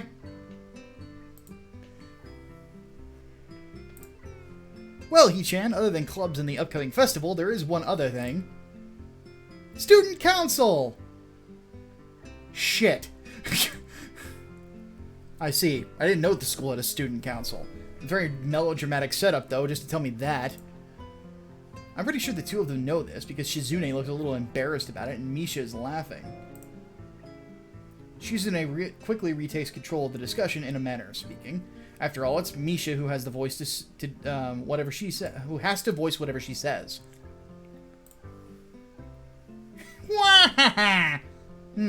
Right. Hee-chan, maybe you should join the student council. They could use more people. Yes, definitely. You should definitely join. I just realized she talks like the abominable snowman from Looney Tunes.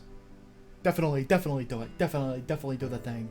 Definitely do it, George. Definitely do it. Which is, of course, a reference to Of Mice and Men. But,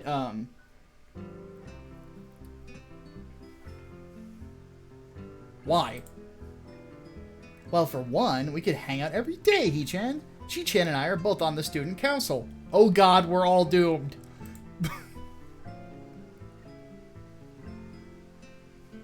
What would I grade the writing with, an A, B, C, or D?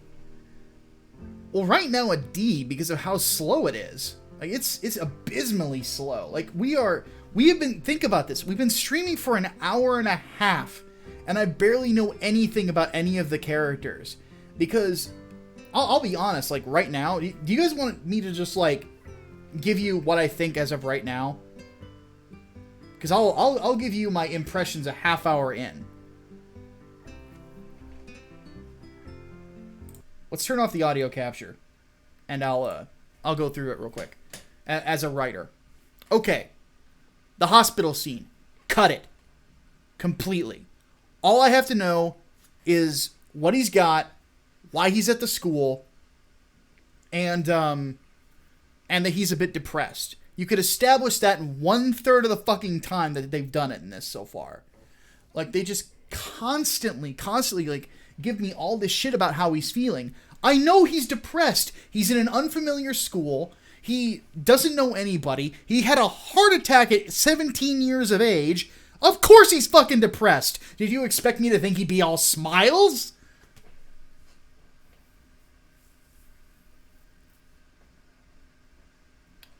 So, I'm saying this as somebody who has never played all the way through a visual novel before. This is slow. Slow storytelling is not good storytelling. So, that's just my thoughts so far.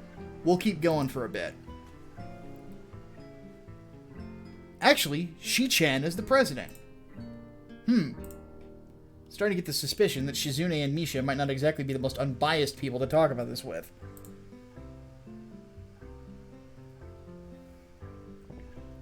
As if reading my mind, Shizune quickly adjusts her glasses and signs something to Misha.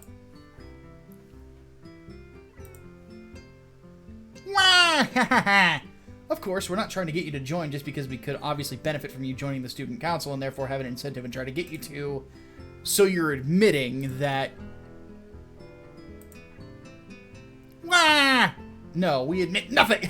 I admit nothing! I mean, He-chan, of course it would be nice if you joined and we'd appreciate it. But without all that, joining the student council shows a healthy interest in the workings of one school. I will admit the I admit nothing thing legitimately, like, that is actually pretty funny. Yep, it's true, He-chan. Besides, don't you want to spend time with us after school, He-chan? She's saying that a lot. I can't tell if she's being genuine or if this is just really good acting. Both of them seem to be trying hard to look their cutest, although they're already pretty cute to begin with. Well, somebody has a thing for them. Well... So it's settled then. Welcome to the student council, He-chan. Wait, but...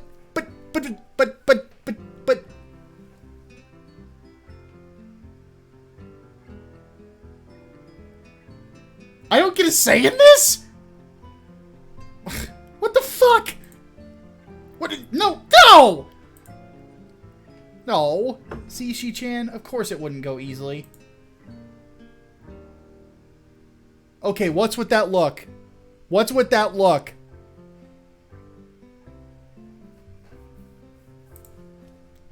Yep, that's right. Though it would be boring if it went that smoothly. Oh well, Shi-chan owes me candy now. You were betting on it? Hey, my life is not a game here. Okay, now that suddenly this character's turning into me. Shizune seems very intrigued by this when Misha signs it to her. The aggressive glint returns to her eyes. Wah! That's interesting, He-chan. Let's play a game. Would you like to play a game? That's not what I said. How about rich man, poor man, He-chan? If you lose, you have to join the student council. No, absolutely not. Oh, why not? Not those fucking eyes, man. Okay. Just for context, for those who don't know, I am the older brother to 4 sisters. I fucking hate that doe-eyed look because I can't say no. Well, because you both have the same incentive, and therefore the same goal, which is to get me to join the student council, right?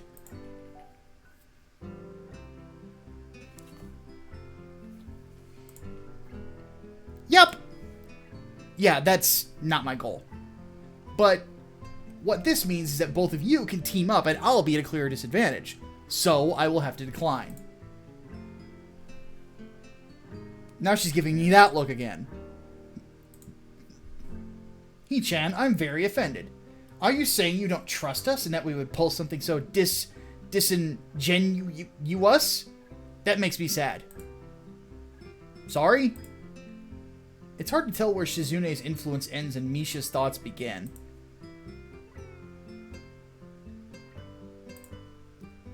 In order to atone for hurting a young girl's feelings, you should definitely join the student... Lady, I'm onto your fucking game here. No! How about a game of paper football instead of rich man, poor man? Paper football? Yeah, it's a game they play in America. You make a paper triangle, and then you try to shoot it past goalposts that the other player makes with their fingers. Isn't it cool? It's the ultimate form of competition between 2 people, He-chan.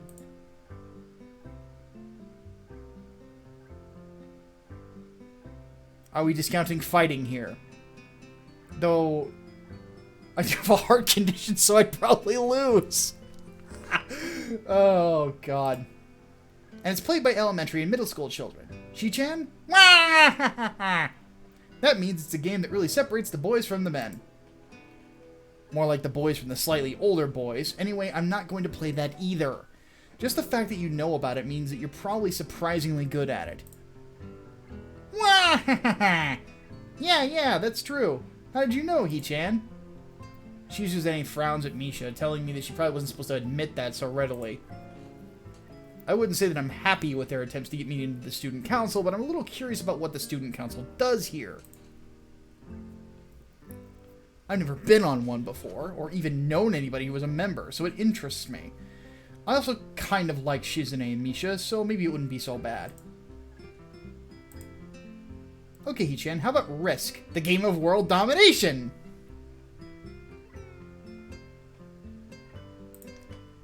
I don't know what that is. Wait, he did... What did... What? What? Ugh, anyway. I'm gonna have to create a what button. Okay, Darth Bobcat. Question for you then. How long is...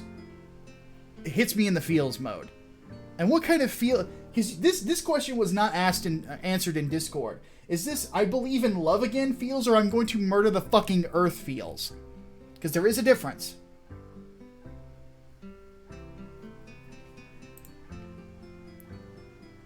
It's really fun, He-chan. You fight for control of the world with armies and everything. It sounds like Shizune would be good at it. In 10 hours? We don't have that kind of time tonight. Depends on if you're making the wrong choices. Oh, goody. So if you want, we can after school. Ah, really, Shi-chan? We can play just for fun, He-chan. Shi-chan hasn't played in a long time if you want to, so there's no strings attached. Well, okay. Okay, perfect. We'll see you after school in the student council room then, He-chan. Wait, why there? Because that's where we keep the game. I grimace to tell them how much I do not like this, but it's more for show than anything. So, in the end, I agree, but only after getting Shizune to acknowledge that I don't mean anything concrete by just accepting to take a look around and play a game with her. Lunch ends, we go back to class.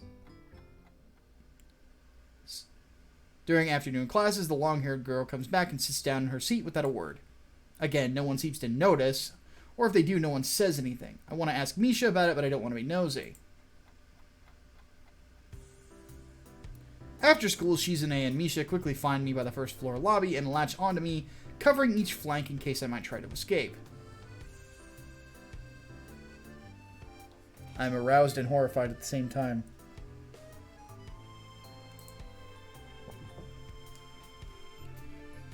I feel a little offended, but I've been considering it. Nevertheless, I'm a bit disturbed that enough people have made a break for it in the past that they're on their guard. What's with the escort? This doesn't make me feel very comfortable. In fact, it makes me feel like a dangerous prisoner being transported to a cell. Wah! What's wrong, He-chan? That's right, we're just going to play a game of Risk, remember? I don't know, Misha, this all seems a little sinister to me. I start thinking that when we sit down to play the game, they'll tie me down and torture me until I agree to join the student council.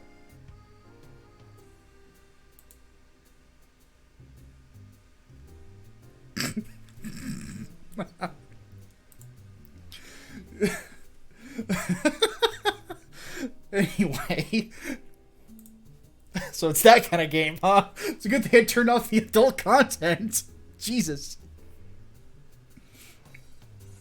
Well, that's highly unlikely, but still, for some reason, it feels like it would be so plausible.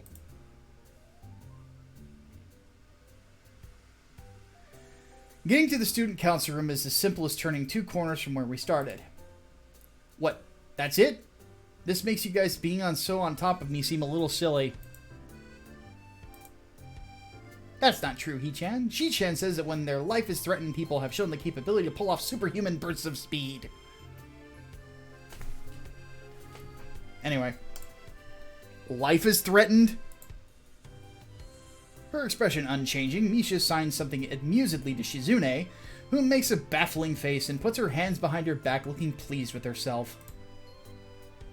Misha feigns deafness and hums cheerily. Stop that, I know you heard me, you have no excuse, unlike Shizune. Shizune opens the door to the student council room. It's a very plain, sparsely decorated room, though it is quite large, maybe even a little larger than a classroom. There's a big table in the center surrounded by chairs and a smaller desk prominently placed in the back that I assume is Shizune's. There are a few regular desks and chairs attached to one side as well. Extras, perhaps? Aside from the tables and chairs, the room doesn't have much else to offer, just a couple of filing cabinets and bookshelves stacked with old school records and documents, not much else. In fact, nothing else. This is a apparently I'm disabled. A pretty bleak room. They could at least put a potted plant in here or something. Or weed. But the most noticeable thing is this room doesn't have is other people. Are we early? No. What do you mean, no? Does it mean no one else is coming today?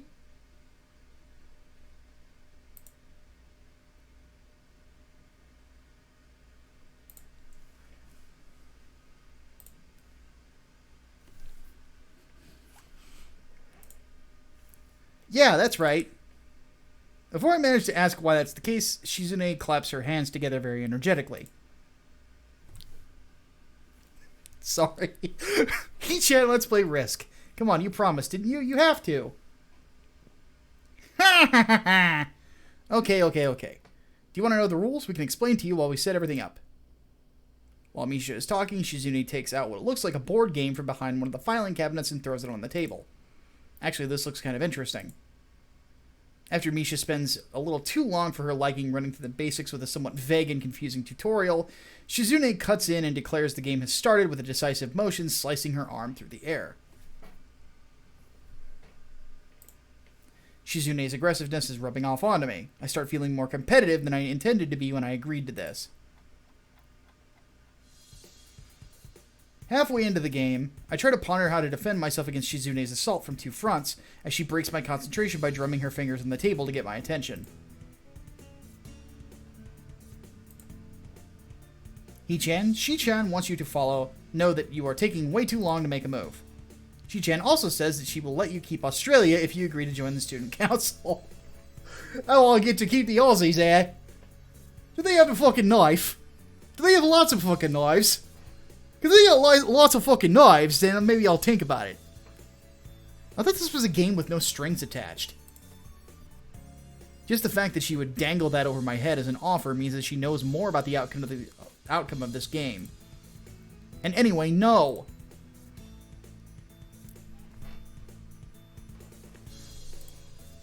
Shi-chan admires your fighting spirit and would be a benevolent dictator who would spare your people if you agreed to join the student council. Dear God.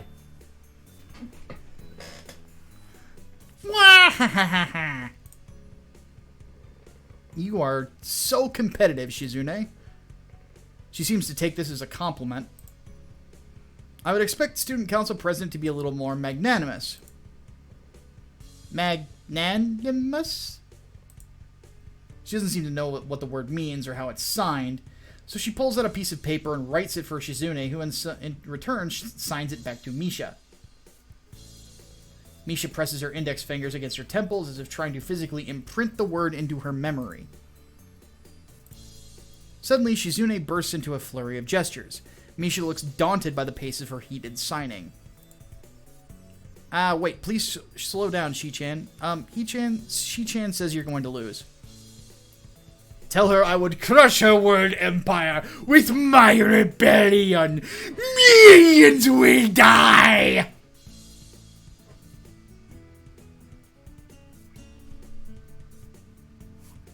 There, you got it for tonight. Good night, everybody. Just kidding. Okay. Those eyes of hers shine with childlike mischief. There's that look again. She says you have no chance if you keep playing like this. No, you won't.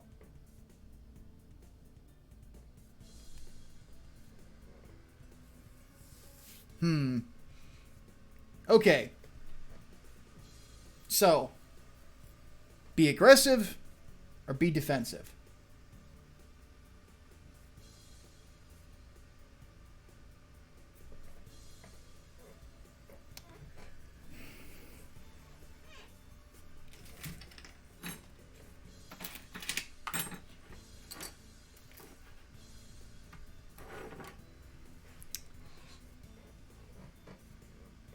Quarter. Heads for offense. Tails for defense. Here we go.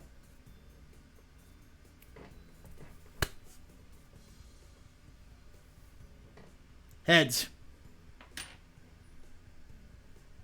Deus Volt!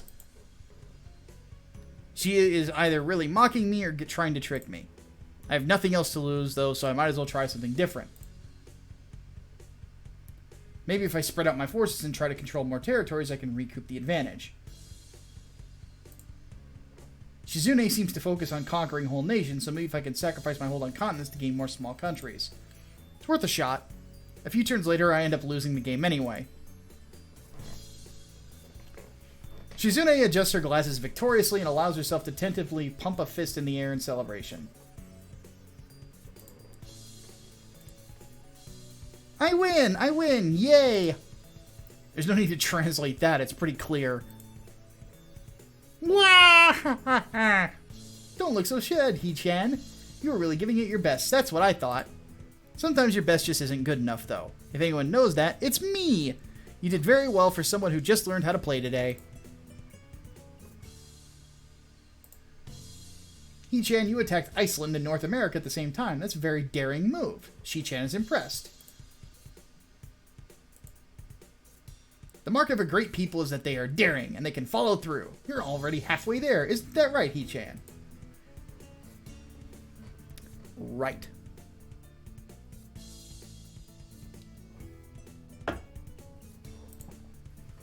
That isn't enough, though. Just potential isn't enough. There's no point to potential if you don't make the first step, and there's no point to that if you don't keep going. I want to see more. You're right, Shi-chan, but that's so demanding. Huh? Shizune leads forward, suddenly looking a lot less playful and more like the serious person I expected her to be from the start. He-chan, would you like to join the student council? She really doesn't waste any time, does she? But it's only my second day of school, so I'm hesitant about committing to something so early. I haven't even taken a look at any of the clubs yet. But spending time with Shizune and Misha doesn't seem like something I would hate. I still need more time to think about that before I decide for sure.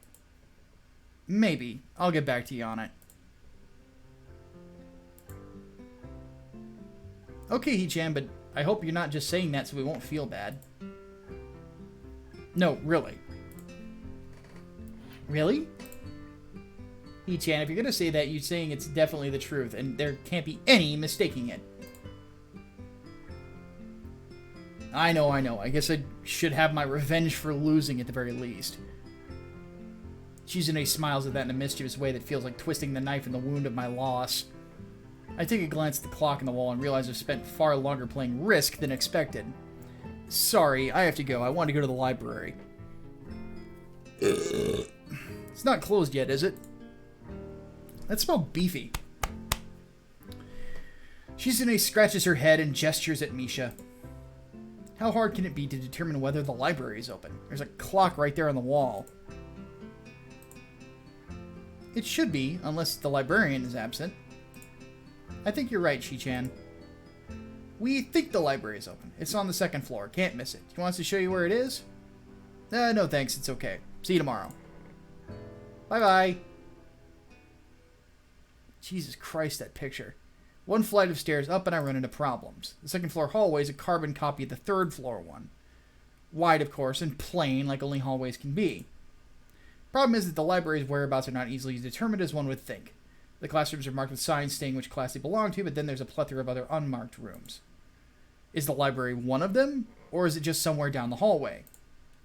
I bet on the latter and chose my direction at random. After I turn around the corner, an unmarked door draws my attention because it's not closed. It's not open either, though, just barely ajar so I can see it's open and nothing else. It would make sense for the library door to be invitingly open. While this one is not quite that, it's good enough. At the very least, it means someone is inside and can ask for directions, no matter how embarrassing that is. I gingerly push on the center of the door with my fingertips, every muscle in my arm ready to pull back at a moment's notice. The feeling of being an outsider at the school can't be shaken from my mind so much that I instinctively fear for doing something wrong by entering. The door slowly creaks, as if groaning from deep sleep, though it's much easier to open than I had anticipated. Leaning over and poking my head even further inside to gain the insight of the room as fast as possible, the meek "hello" on my lips is quickly snatched away.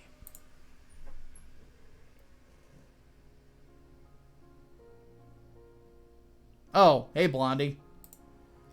This is not what I was expecting. I mindlessly let the door open to its full extent, taking in the sight of the solitary figure taking center stage in the otherwise abandoned room. The situation steals my voice, leaving me standing at the doorway staring at the beautiful girl. Evidently having taken her time to assess the situation, the girl gently puts down her teacup and opens her eyes, but doesn't look at me. "Hello there, may I help you?" Staring directly in front of herself, the movements of her lips seem to break the silence rather than the words. However, it's the soft, measured voice that reminds me she's a being separate from the room itself. Not only is she likely the tallest girl I've ever laid eyes on, but among the foreigners I've met, she's strikingly distinct. Hi, sorry for intruding, I was kind of lost." She takes a moment to formulate a response before speaking. Every action she takes feels as if it's carefully choreographed beforehand. "Care to take a seat?" Unexpected, considering that I'm intruding upon her. Thanks." I slowly step towards another seat opposite her, the girl resting the teacup and saucer on the wooden table in between. The way she doesn't track my movements with her head is telling. That and the slight cloudiness in her eyes means she must be partially blind, like Kenji. Come to think of it, her voice doesn't have any detectable accent either. I guess she must be half Japanese. As I take my seat, her composure takes me slightly off guard. Her air of relaxed confidence makes the silence entirely comfortable. The caring atmosphere is so very different from the student council office. I figured she's blind.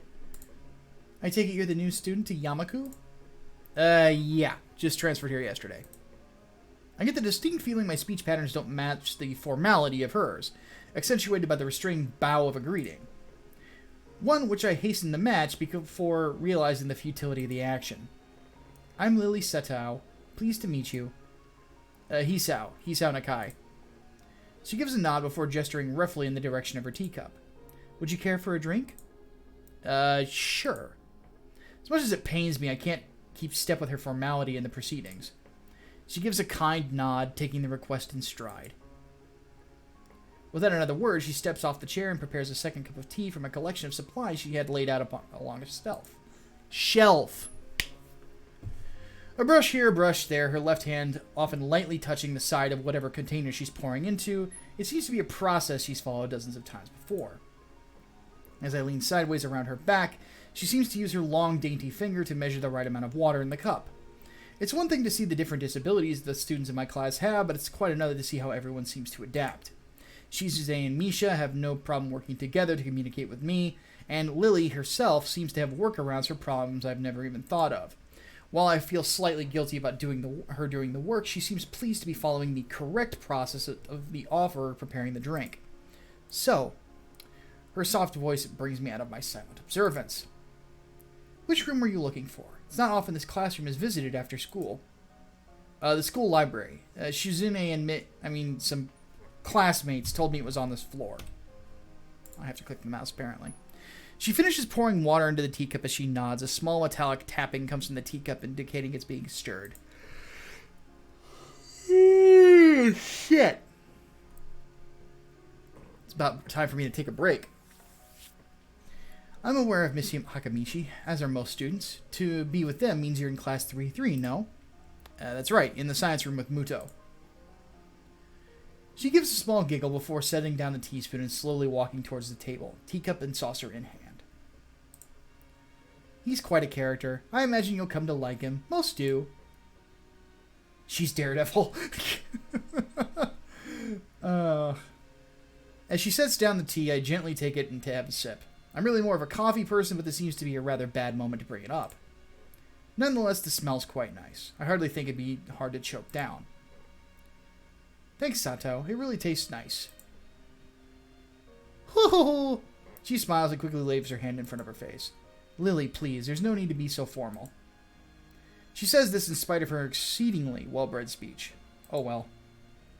I guess I should try to ask her about herself, as she really does seem like she's catering to me. So which class are you from? I imagine it's one of the third-year classes. Correct, I'm in class 3-2, which is on the third floor, same as yours. It's taught by Miyagi. Really? And is specifically for both blind and partially blind students. I see. I mean, sorry. I feel like slapping myself with a faux pas. Looking at her face, though, she doesn't seem to be the least bit put off by it. My, there's no need to change your speech on my account. Sure. Sorry, I guess I'm showing my newness here. An environment like this would be a big change, so I can't fault you for it. While the same can't be said for everyone, many have come to terms with their conditions. A category which would include her, it seems. All too ready to jump ship from this particular topic, I segue into another. Do you come here often? Dude, really? So do you come here to drink tea often? It's a really nice place. Thinking on it, this might be her version of the place behind my school that I like to have lunch at. I come here fairly often during lunchtimes. My duties as class representative don't have enough time for an official club, so a friend and I use this room for having tea. Class representative, huh? Compared to Shizune, her mannerisms seem to be almost completely opposite. While Shizune is blunt and fiercely driven, Lily seems relaxed and calm, almost aloof. Come to think of it, she might be useful for a less biased view of the school's clubs. What kind of clubs are there to join? The more popular ones are the track and field club, which is the field near the school during lunchtimes, the baseball club, and the book club in a room near the library. There are also numerous small ones too, though, like the art and music clubs. At a time when I'm just wanting to get on my feet, rushing into a club right away seems slightly unappealing. I wonder if the school shares the same rule as my old one. Is it compulsory to join a club? It isn't, though it's encouraged. Ah, good. Well, that's a relief. I've really let my guard down around this girl to let such a thing slip out. The fact seems to slightly amuse her. Not wanting my tea to get cold, I finally start drinking it as Lily does the same. As I look over the window over her shoulder, I notice the light coming into the room has a distinctly orange tint. Even here, time doesn't stand still. Time's gone quickly. Sorry? Right, she's blind. Of course she can't see the sun setting. It looks like the sun's starting to set. Seems to come as a surprise for her. I guess she must have lost track of the time. Sorry, Hisao. I didn't mean to keep you from the library for so long. I quickly move to allay her concern.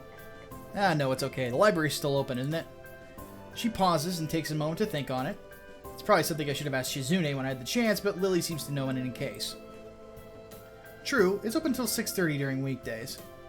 Quick glance at my watch confirms I have well enough time to get there. I might get going in that case. It's been nice talking with you, Lily.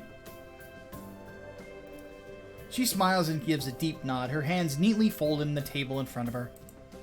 It was my pleasure. Oh, come to think of it, shall I show you where the library is? I couldn't possibly ask for more help. I should be able to find it all right. Well, unless my navigational skills fail me, which they seem to have a habit of doing. It's all right. I was going to be talking to the librarian there in any case. I could introduce you. This gets better and better. It's pretty hard to deny her offer. If you're sure, then it'd be great. Thanks. As she stands up to follow me, she takes a hold of a straight, retractable cane that has been slipped under the handle of her bag on the floor. Compared to the cane the boy in my class had, Lily's looks much thinner and longer. Must be for support, whereas Lily's is for navigation. Together we leave the peaceful room and enter the empty hallway on the way to the library. Side by side, my pace carefully slowed to match hers. We slowly walk through the hallway. It doesn't take long for us to arrive at the door in the warm-looking room, apparently situated in the center of the floor rather than in either wing. Ladies first. She gives an appreciative smile at the gesture, taking the lead as we file in. If I pick Lily's route, I have to tell her stop the Punisher. Okay, before we continue, it's been another hour. I'm going to take another break to get up and stretch my legs and stop myself from yawning because I'm tired, and I'll grab something to get my energy up. So, we'll take 10 minutes, and then we shall return, and I will find some music to entertain you folks with.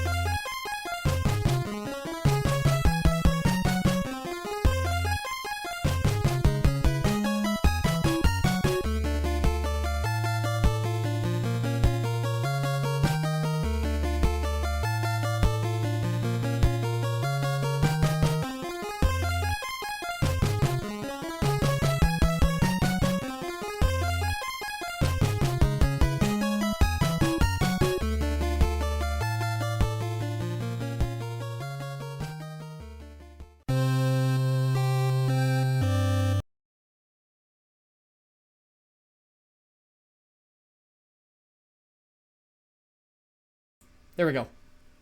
So, one thing I forgot to mention, time and time again, is how exactly I stay on keto. And like snack foods and stuff like that. Now, there's been some things I've been wanting to try. One thing called fat bombs. But they're basically like dark chocolate and coconut and stuff like that. And they're apparently really tasty because you can use peanut butter in them. And I fucking love peanut butter. But one thing that actually does help out is this stuff. It's hard to tell with the light there. Called Halo Top Ice Cream. It is made with stevia instead of sugar. And there's like barely any carbs in it. Like, yeah, the whole thing only has 14 grams of carbohydrates in it. And my daily max is 30. So, and oddly enough, it's actually pretty good. So, my weight loss crusade is not over yet. Though I did weigh in today at the lowest I've weighed in weight-wise in 3 years. 4 years, something like that. So, I'm pretty happy, all things considered, with how far I've come. But I'm not going to be happy until I'm less than 300 pounds, which is still a good 38 pounds away. So, but yeah, this is part of how I do it. I have a very bad sweet tooth, which is why these are all fake. Well, that and some of them getting knocked out. So, but I'm glad you guys are enjoying it. You know, one thing I like to do, and I'll just talk for a little bit before we get back into this. I honestly do genuinely love entertaining people. You know, I kind of realized something about my 3 goals in life, or my 3 dreams. I don't know if I've ever shared this. Well, I've shared the 3 dreams, but I've never talked about like the similarities. The 3 dreams are really simple. Is the first one was I wanted to play in a band in front of the Budokan. Budokan's this really, really famous arena in Japan.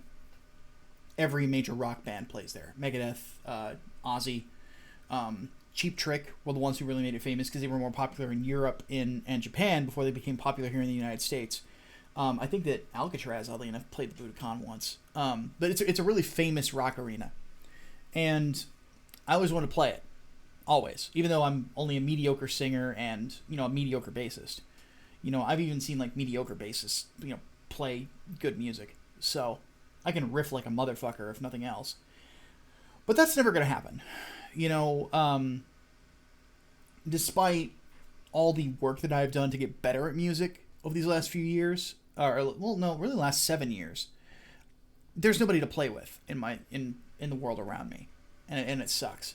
So, well, there's one person. There was 4 people, and most of them moved. So there's that. And then there's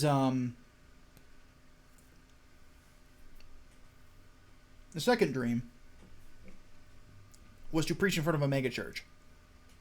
Then I realized I would be a terrible minister because people piss me off constantly. I could never do the ministry part of it, the day-to-day of dealing with humans. I can get up in front of a crowd and talk all day, but I can't do that sort of deal. As many people will tell you, there are days where, like, humankind and interacting with humans for me is impossible. I'm just in a bad fucking mood. So, that and I cuss all the time. So, preaching's out the door. Plus, you know, I'm wearing a freaking, like, death metal shirt with, like, a fucking... I do love the design of this shirt. The skull in the graveyard and shit like that. But anyway. I could never do that. So dream number 3 is being an author, which I've always been a really good writer. Always. It's been just a natural talent of mine. And when I saw yesterday the preliminary sketches that Bob Stone sent me for Project Lazarus, I almost cried. But the commonality between the 3 of them is I like to be able to bring something into people's life that really improves it in one way or another. Whether it's just for 5 minutes or for the rest of their existence. Because I would much rather, whenever I die, whenever that day is, I'm hoping that I can tell myself that somebody's life improved because I was a part of it. And I think that at the end of the day, that's the one thing I want most in life. So, let's go ahead and get into that. Back to the entertainment, shall we?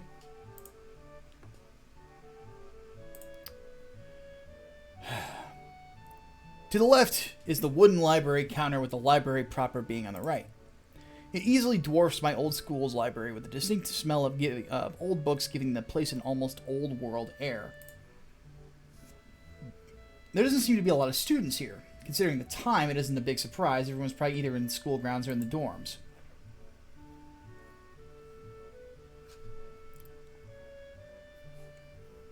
Yuko, are you here? She says it to thin air since the librarian doesn't seem to be present, and of course Lily can't see this. What's unexpected is that it draws a reaction. Something from under the counter thuds against it, followed by a quiet wail. Aww.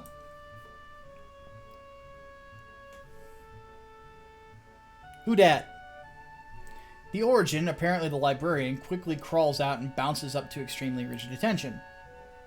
Hi Lily, how can I help you? Her voice is strained in a failing attempt to sound casual, and she's rubbing the back of her head. Good afternoon. What happened just now? I heard a strange sound. It's nothing, I just hit my head. See, I dropped an eraser under my desk, and while I was looking for it, a pencil dropped, and when I was looking for both of them, you came in and surprised me.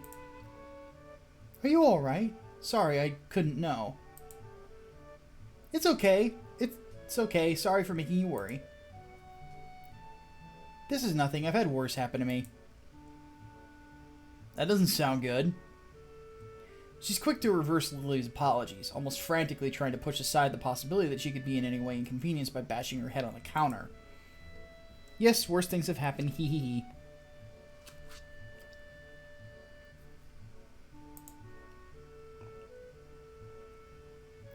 The girl fidgets with her fingers as Lily doesn't seem to drop her concerned expression, and then she shuffles some papers around the counter for no reason.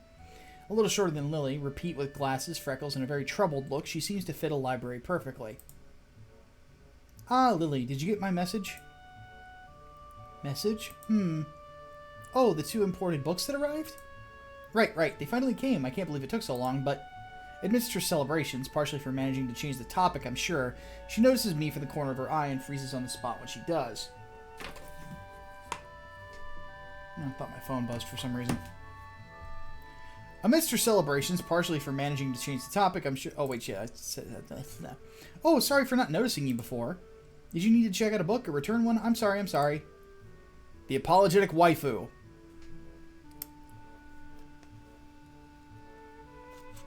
I'm not impressed by your performance. She's Scottish?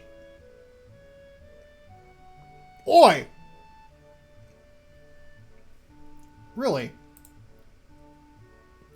She's with me. Yuko, this is Hisao, a new student. Hisao, this is Yuko, the school librarian.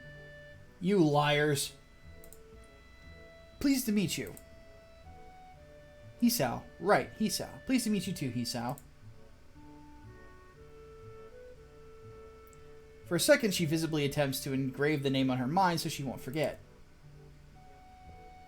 Yuko often arranges to import foreign books in Braille for me. Would you like to tell Hisao a little something about the library?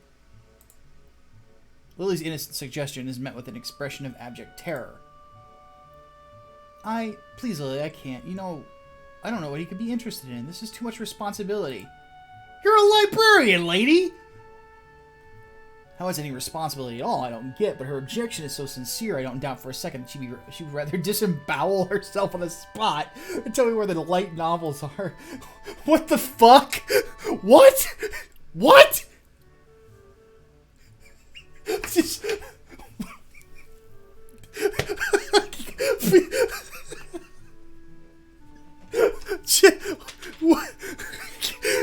Dishonor! Block. What the fuck? Really? Really, man?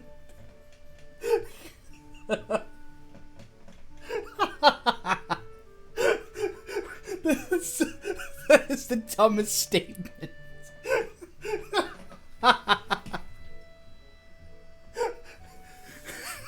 I'm dead.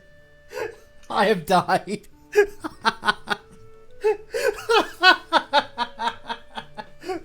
I have shaved through my family. What the hell?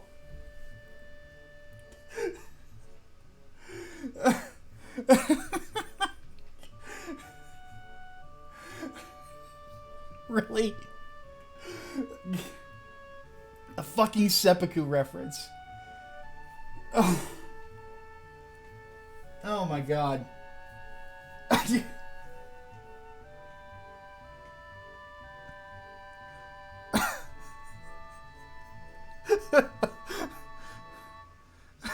This is a shameful display. I must commit Sudoku. Fucking 4chan. Damn it. Oh. They both look horrified that I'm laughing at them. Oh my god. Okay, let's continue. So there are a lot of books in Braille here. I attempt to save the day by asking the first thing that pops into my head. It seems to work at least partially, as Yuko seems to not exactly relax, but at least look slightly less tense. Well, I think about a third or fourth of Yamaku's library is either in Braille or audio. Makes sense, given all the blind students that'd be here. Nom. If it's only that, how come the library is so big in the first place? Oh, well, we get a lot of new books regularly because the library is adequately endowed, eh? They spend more on new books here than on my salary, and then I have to organize and shelve all of them. Well, I guess you like handling things that are that well endowed, lady. Shh. Hold on.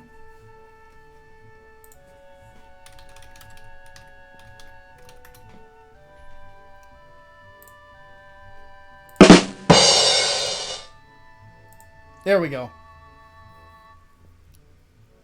It's so troublesome, and they weigh so much. I wish I could quit this job. Very awkward silence follows this revelation of too much information.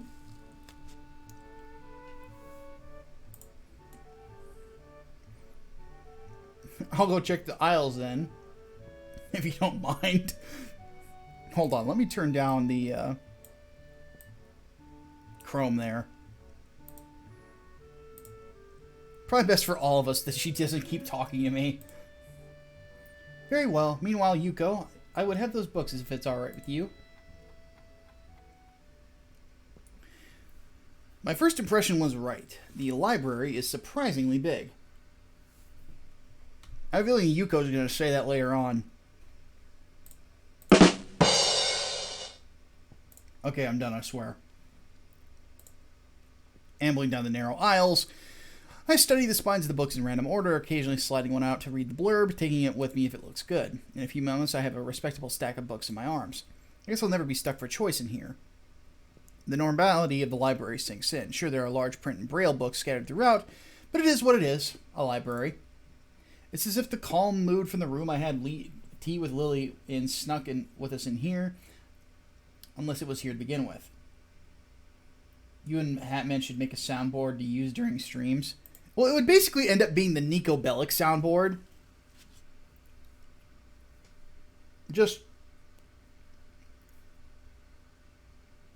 I would just randomly throw in a, motherfuckers! Sort of thing.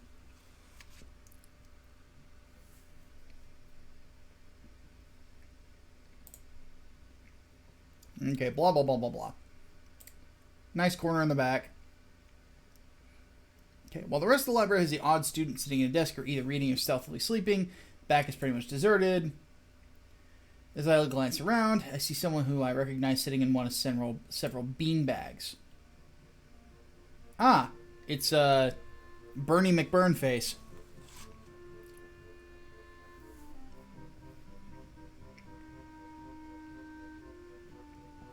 A Wilhelm scream? I have something even better than that.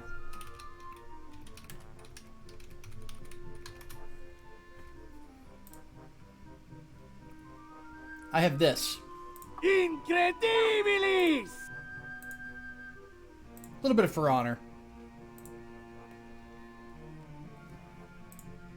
She's reading a book, keeping it close to her face, which makes her look like she's really into it. From the way she was acting today, I had her pegged as more of a delinquent than a bookworm.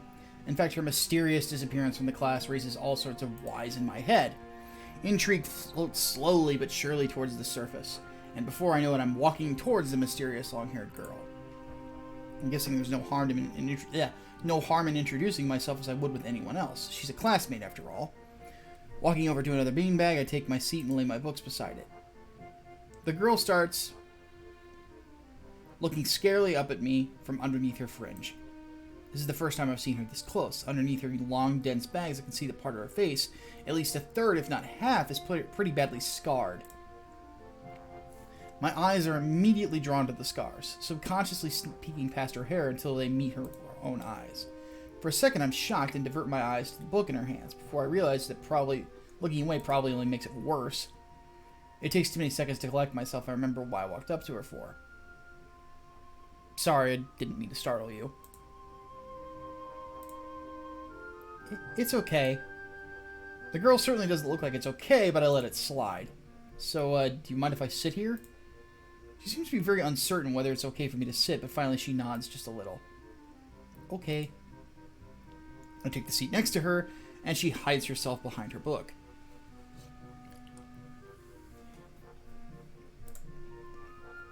Life of Pi. Never heard of it. Sounds delicious. So, sorry again for startling you. I'm Hisao. She looks up from her book, stalling a little more before replying. I know. We are in the same class. Her speech is stilted and so quiet it's barely audible even in the still library. Somehow I think that my delinquent impression of her was wrong. Hanako. I'm Hanako. See, I had thought that, like, she looks, I don't know why, maybe it's the scars. She reminds me of Hisako from Killer Instinct. Which, by the way, Hisako has, like, the best theme in that game. Cinder's is second best.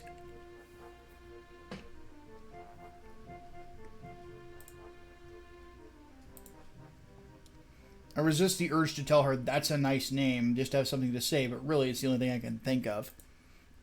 I feel like an idiot. Everyone here must be used to being different to each other. And here I am all bothered and fussed about that kind of thing. Don't let me interrupt your reading, I'll just check these books if you don't mind. She nods a little and sighs a little sigh of relief.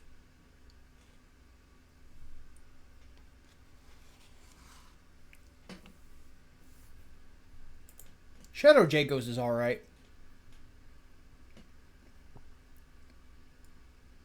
I like Fulgors more than Jagos. Or Shadow Jagos. Fulgors is fucking good. Fulgors is like fucking... like a Fear Factory or a Meshuggah song.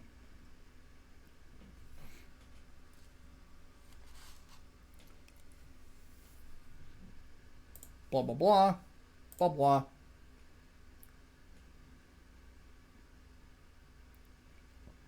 My eyes still wander to her direction and are sneaking past her flowing hair and the scars it's hiding. After a while, I realize she's doing the same and only pretending to be immersed in Life of Pi. Her gaze is not inquisitive at all, though. It darts around like a scared rabbit. When our gazes finally meet, the chain reaction's unstoppable. She stands up forcefully from the beanbag and takes a deep breath. I gotta do something! Without warning, Hanako takes off and runs toward the counter. Her hair-like takeoff catches me so off guard that I don't manage to go after her until she has a good head start. By the time I reach the counter, she's nowhere to be seen. Lily and Yuko are happily chatting away. Knowing that I won't be able to catch Hanako myself, I approach the girls. Hey, did you notice a girl run past here?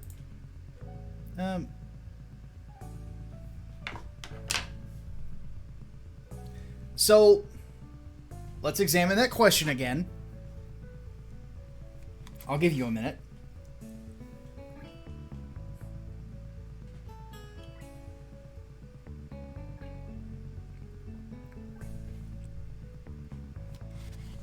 I'll wait until everyone gets it.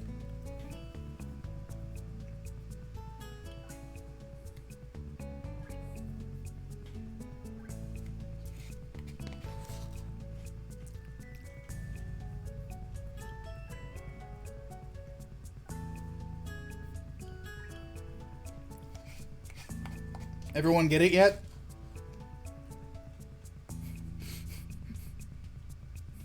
Okay, good. Maybe what'd she look like? Long dark hair, kind of shy. She had some scars on her face. You wouldn't be talking about Hanako, would you? Yeah, that's her. I saw her reading, tried to talk to her, but I think I scared her off or something. Oh dear. Yuko, would you excuse me? I had better try to find her.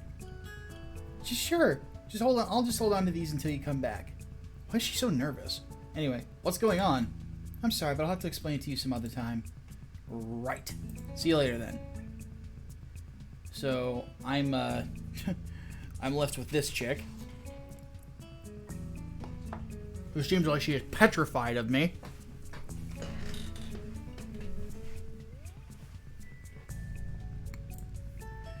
I don't think I'll ever get the hang of this place. Yeah, exactly. Send the blind girl to go find her. Did I do something wrong? What did you do? Nothing. I was just looking for some books, and then she got this fit and ran off. The most offending thing I could think of is I might have looked at her general direction a couple of times. Well, she is a very timid girl. You have to be very careful around her. She can be very jumpy, I think. And she's not accustomed to talking with other people.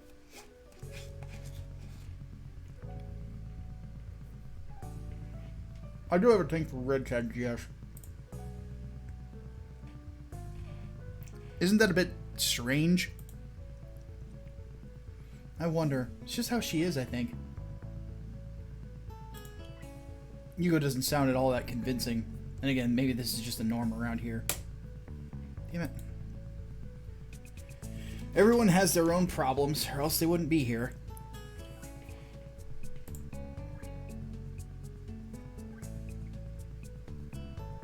Then how should I deal with these people?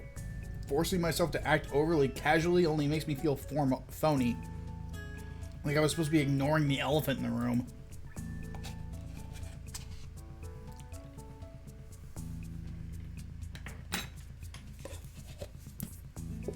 Yuko fidgets, looking like she wants to say something, but she resists it.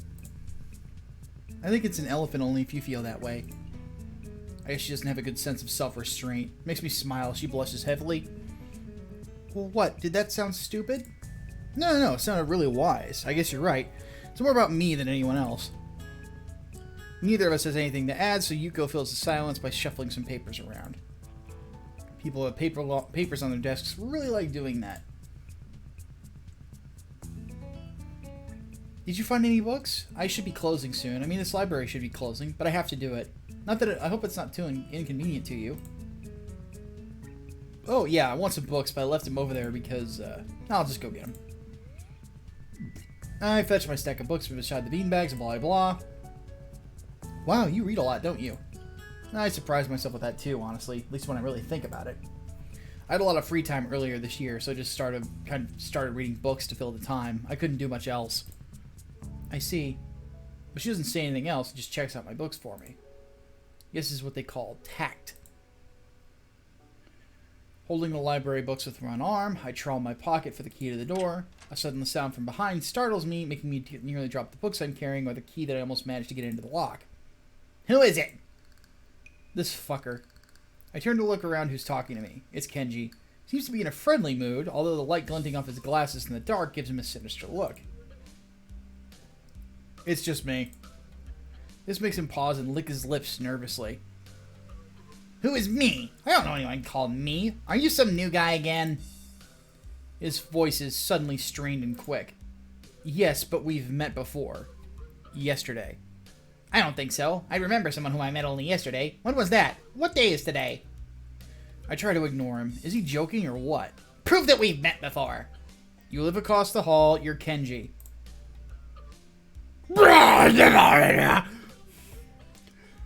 Kenji jumps back, his eyes filled with an uncomprehending fear.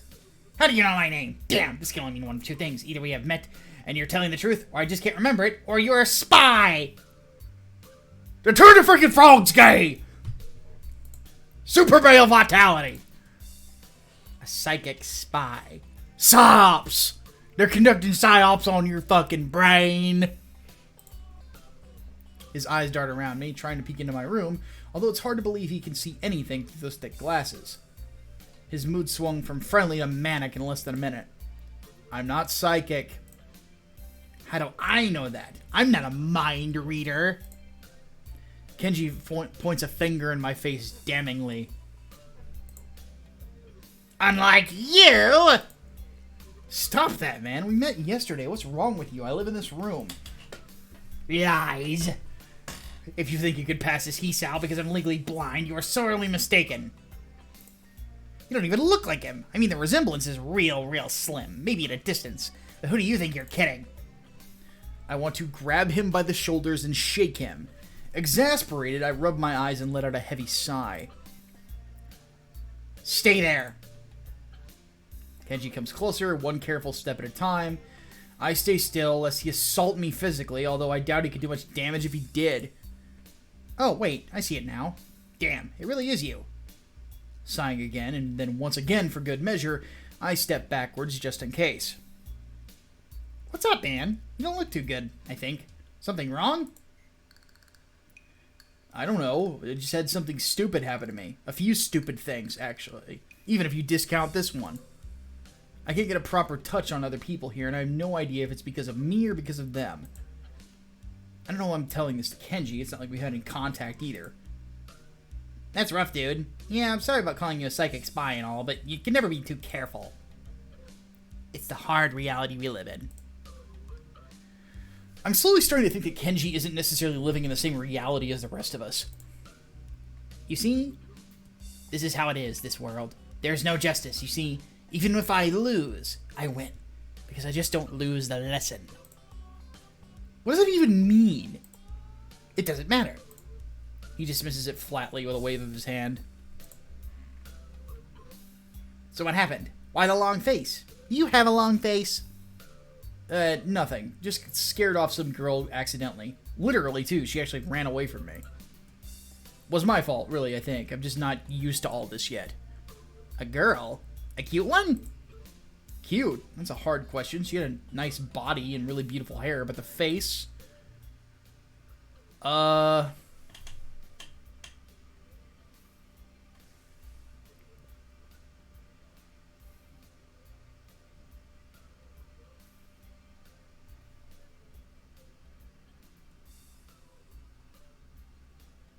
She has half a nice face.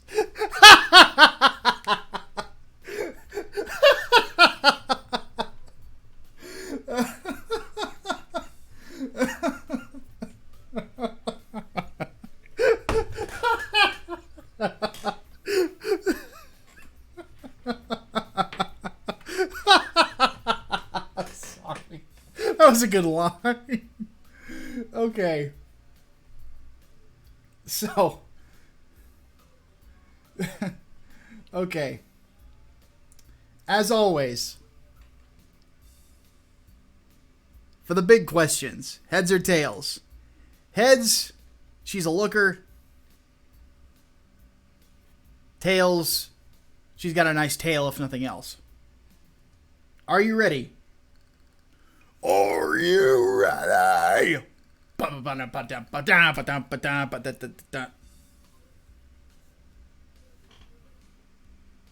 She be cute, yo.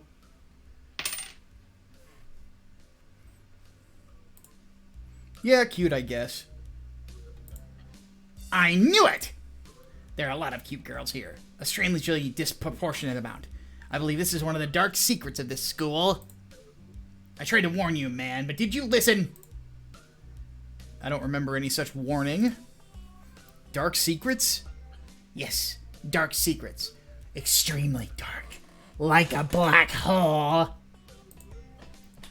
Have you noticed that the number of girls in this school is slightly but significantly higher than the number of the boys? It's like 60-40. He turns his head to the left and stares off into the distance at nothing. Why is it like this? I mean, to the untrained eye, it doesn't appear to be that bad, but that's a full 20%. The untrained eye, huh?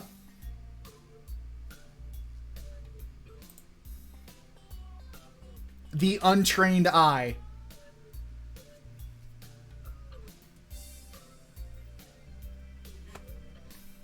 Anyway. One would think that a school with such a huge pool of women would be a man's dream, but no! What I'm about to tell you could blow your mind. Are you ready? I don't know where this is going, but I don't think I'll be missing much by cutting out now.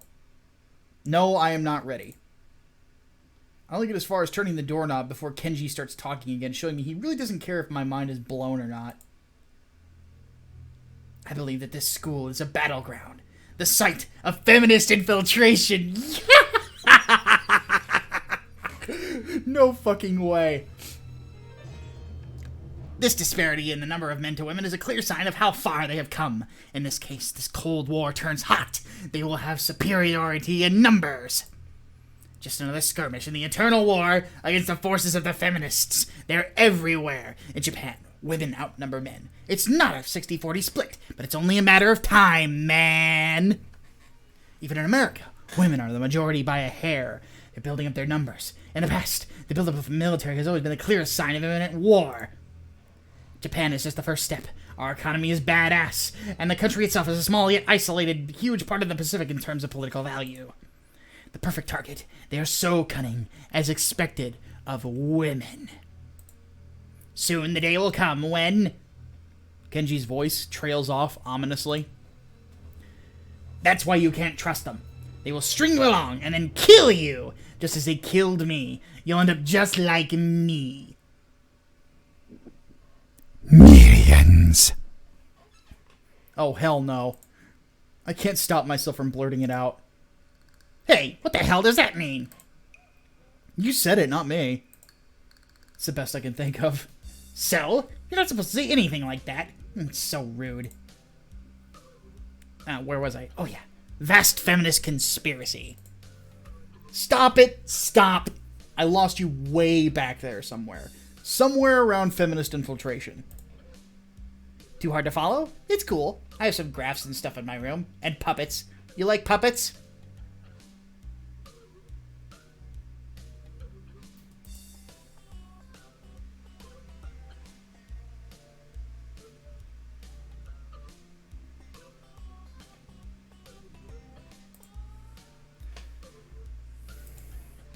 No puppets.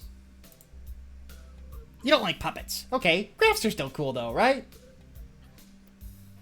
Look at this graph!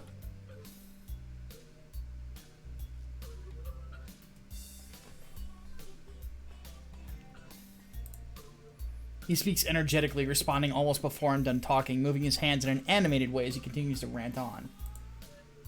This is too strange. I had him pegged as relatively normal, but it's clear I was wrong. Something on your mind, dude? Just thinking about what it's like to be the last sane man in an insane world. Kenji frowns, looking deeply upset. You mean that's you? That can't be. Because I'm the last sane man in an insane world. That's my dream. You can't just steal a man's dream. What the hell? There can't be two last sane men. It would invalidate the whole last part. And that part is kind of important. There can only be one. Here we are, born to be kings. We are princes of the universe. Sorry. I have never seen anyone so heatedly and so so defensively about absolutely nothing before. Anyway, if you wait here, I can get my graphs. I also have a list of other dark and complex conspiracies that this school holds. As tangled as... Quit it. Quick, finish my analogy for me. Be a pal. I'm going to head to bed now. It's extremely late.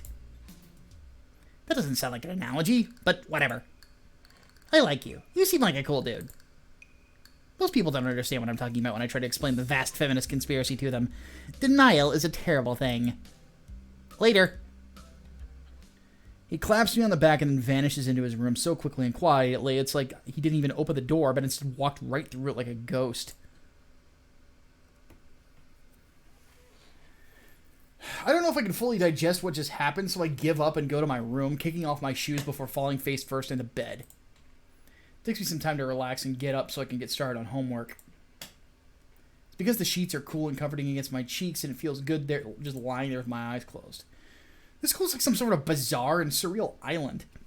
It's isolated on top of a mountain, and each person is stranger than the last. I just can't seem to fit in. What irony. One would think that fitting in a place that's made for people who are unfit for anywhere else would be easy. Maybe I'm trying too hard. Although I say that, it doesn't help take the edge off, and the words are left echoing off empty walls. It's not as bad as I expected, though. This place really is more of a school and less than a hospital pretending it's a school than I thought it would be. If nothing else, the scenery is beautiful. I open one eye, seeing the school books and bottles of pills, grabbing pills, arranged side by side on my desktop. Maybe this place is too much like a normal school after all.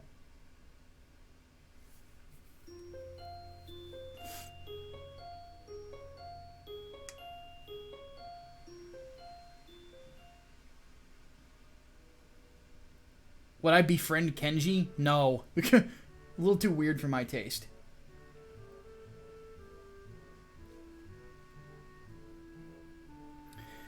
I feel very tired this morning, probably because yesterday itself was a very tiring day. On top of that, I woke up far earlier than necessary. After saying hi to Shizune and Misha, I start doing the work as instructed from the board. It already looks like today is going to be heavy. I don't have a problem with that now, though. Shizune and Misha might jump on me trying to get an answer out of whether or not I decide to join the student council, even if it's just one day. I wouldn't put it past them to try, and I don't have an answer for them if they do, so the situation is convenient for me. About 10 minutes into class, Hanako walks in and takes a seat, but no one looks at her. The teacher doesn't even comment on her lateness. He does, however, stop us to say we're going to break into groups again. I turn my head and see that Shizune and Misha are looking at me. Shizune gives me a smile that is equal parts cute and menacing. This is a smile that says, "We have you now, there is no escape." We?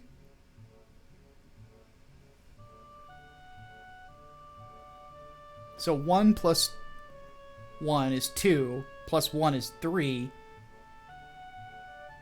Never done one of those before.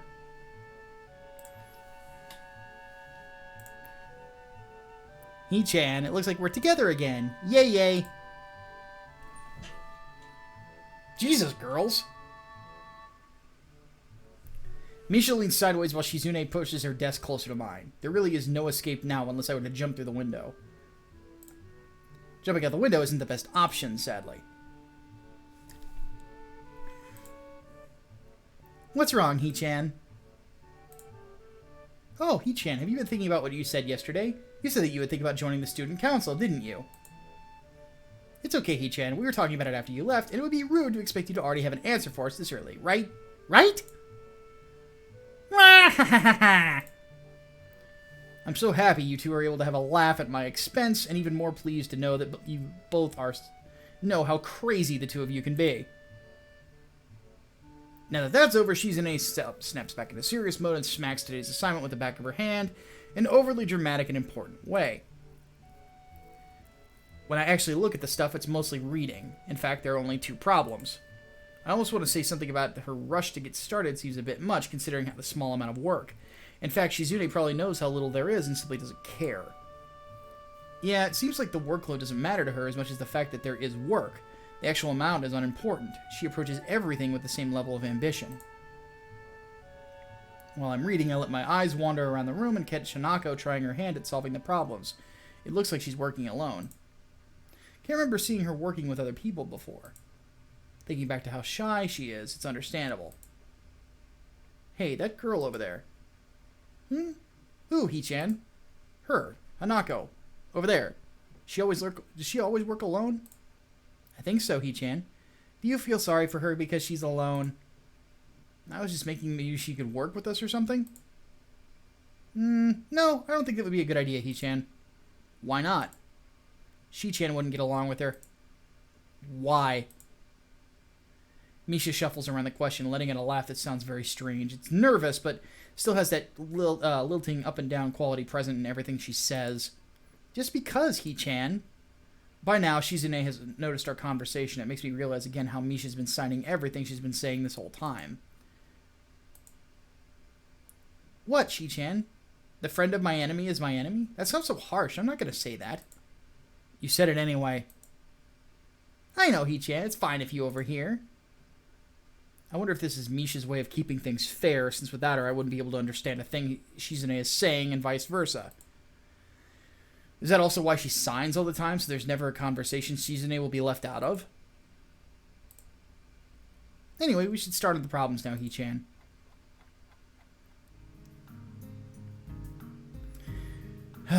We finish with time to spare, and I decide to ask if there are any alternatives to the cafeteria, as frankly the food so far has been subpar. This shit sends Shizune and Misha arguing among themselves about their favorite restaurants. All of them are downtown, so I don't think we'll have time to go all the way there. And what about the bill? Are they arguing just for the fun of it? Maybe. They seem so distracted that they don't even notice the start of the actual lunch break. I look over my shoulder towards the back of the classroom. She seems to be studying her notes from the previous class. It's an odd sight. Everyone else in the class is busying themselves with the lunch break. Socializing, gossiping, rearranging desks, the ones with actual boxed lunches mixed in and chattering like everyone else, only interrupted by short bouts of eating. But when I catch Hanako, it seems like I'm the only one who can see her, almost as if she was invisible, sort of hiding in plain sight. Is she being bullied? Is she isolating herself from the rest of the class of her own accord? I see her look over her shoulder towards the classroom's rear door. Come to think of it, she hasn't turned a page since I started watching her. I guess she's waiting for someone. What to do?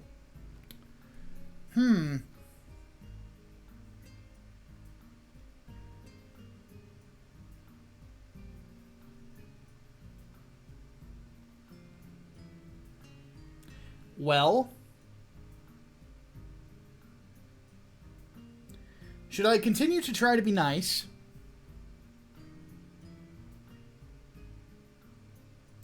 Or should I be a dick and just keep talk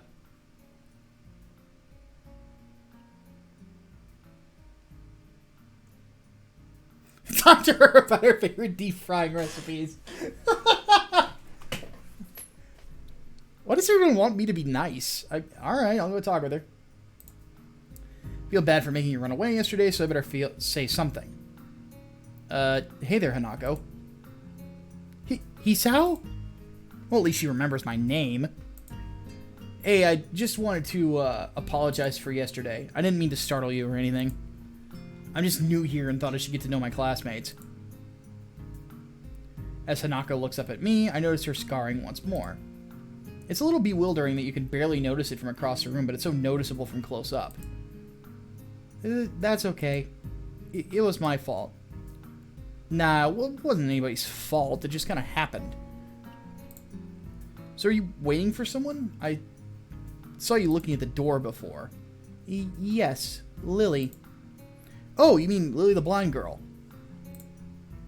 Hanako only nods in response, and I can't help but wonder if defining people through their disabilities is a faux pas of the worst kind or just normal around here.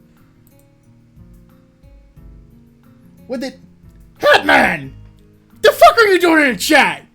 You're supposed to be in here making sure I don't die. What the fuck?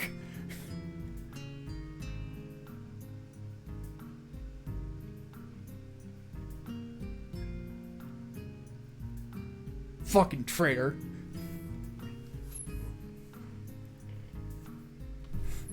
Anyway.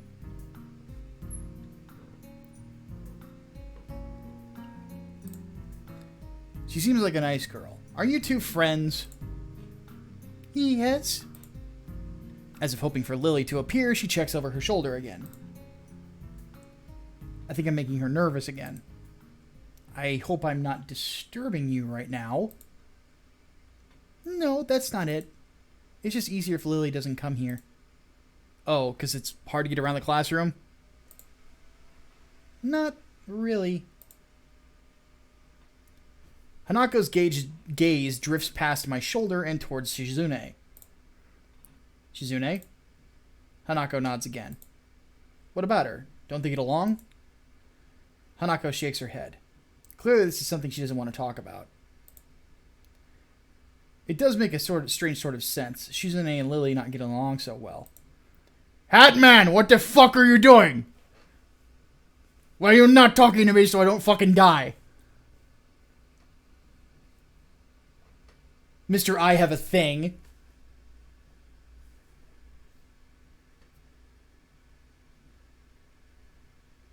Clearly, the whole thing was that your thing is watching me suffer, and you're not suffering with me. This is the Micah and The Hatman channel, god damn it!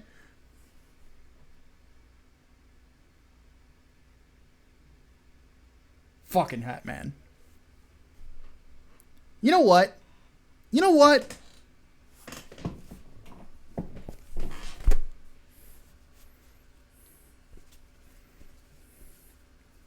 Hatman?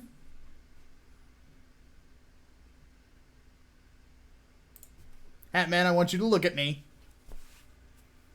I'm the Hatman now.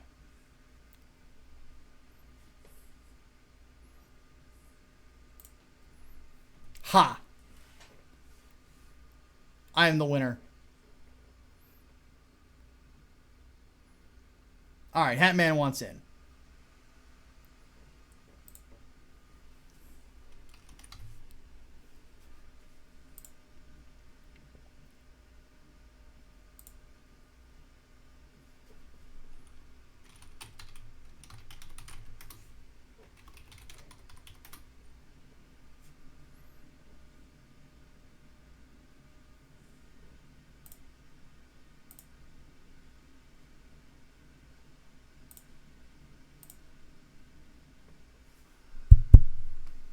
Sorry, I had to test something.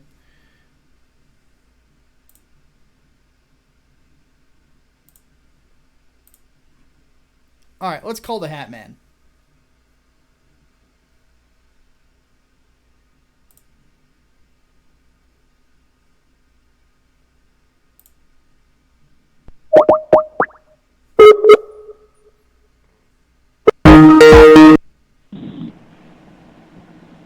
So, are you tortured yet? I'm here, are you?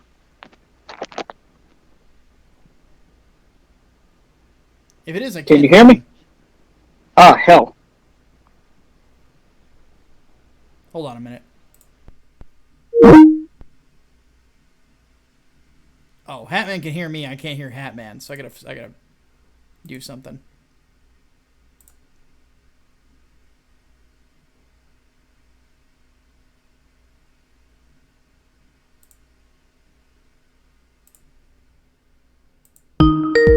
There we go.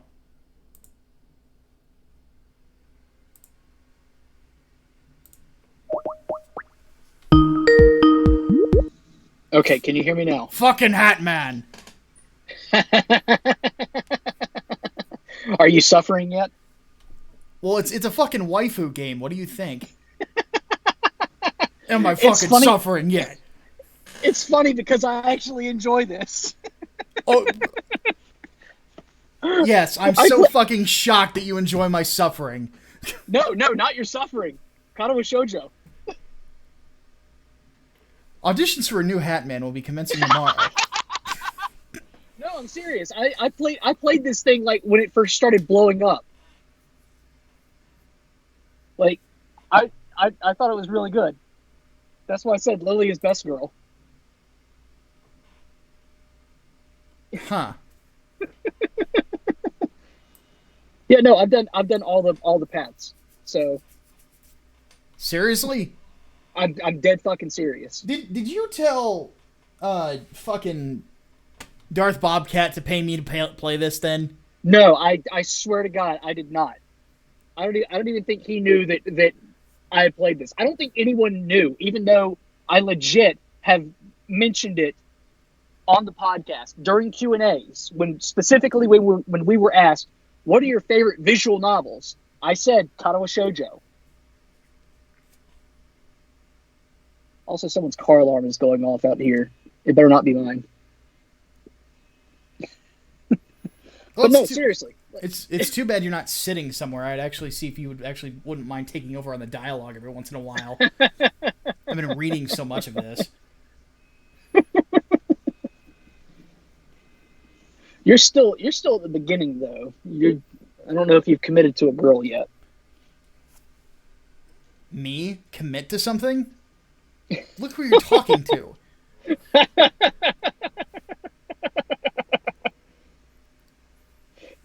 Like, unless a woman is like incredibly attractive, like committing is not easy for me.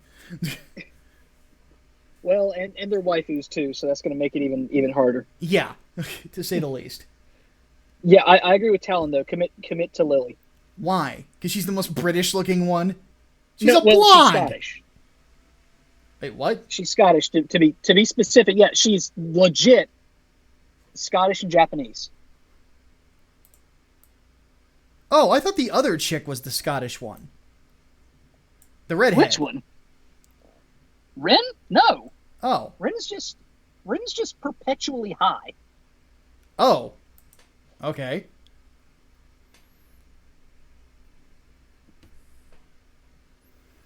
You just forget something though.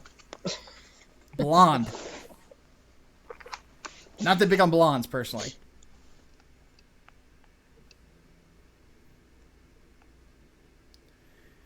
All right. Back to it then, I guess. Okay, well, what did I miss here? Communication between the two would be all but impossible. It's hard enough talking to Shizune through Misha, even when you can see whose hands are talking. Hanako is so focused on Shizune that I'm the first one to notice Lily at the door. Oh, she's here now. Hanako spins around to confirm this. Upon seeing Lily, she moves quickly to the door. Lily! Ah, Hanako, good morning. Is the president here? Yes. Hanako glances over her shoulder at Shizune again, as if to confirm that she can't hear them, even though that's impossible. I suppose we best be off then. Lily's sigh and tone of what seems to be frustration makes me raise an eyebrow. I guess there's some kind of an enmity between the two. And here I thought I was the only one who used that word. It's intriguing, but not really something I'd ask about. I'm sure that if they wanted me to know, they would tell me. It's only my third day here. I should be trying to make friends, not finding out why people are enemies. Why the fuck not? See, that sounds like fun. But, that's me. And I'm evil. Still, it's a little funny to find out that this school has little feuds, just like my old high school. Even if people are more tolerant of others, they're still going to get on each other's nerves. Hey, Lily, how are things? I'm sorry I made you run off yesterday. Oh my, is that Hisao? Hisao? I don't know how it's pronounced.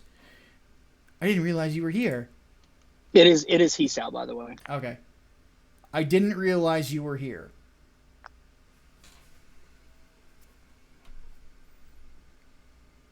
No shit. Hey, Micah, I have a question. Hmm.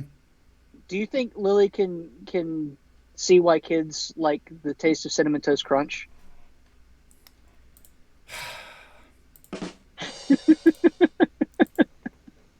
You're lucky I brought up the rim shot button.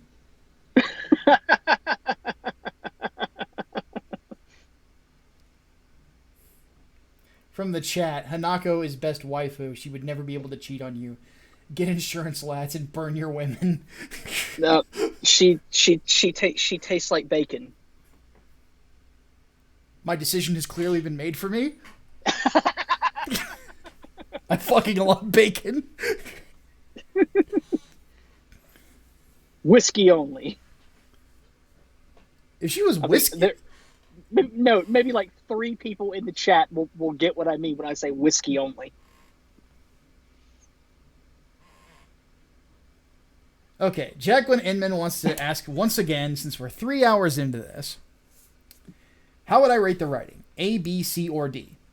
I said D last time. It's starting to touch up to the C, but it's still a slow fucking burn. Goodness. All right.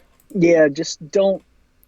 Whatever you do, don't get on Shizune's route, because then the writing will just really, really disappoint you. What, the deaf girl? Yes. Why? Because her path is just the worst. Like everyone acknowledges that one is the worst one. As in writing quality, or she's a terrible human? Well, a little bit of both, but mostly writing quality. See, I had a feeling that her and the other girl were, like, terrible human material. Like, they just give me that vibe. But it really just does devolve into porn. Rape, actually. Wait, what? Yeah, she basically rapes you. Yeah, she ties you to a chair and then she has her way with you.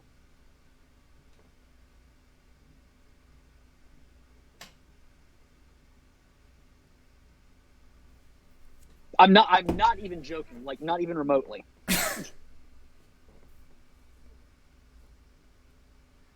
fucking what?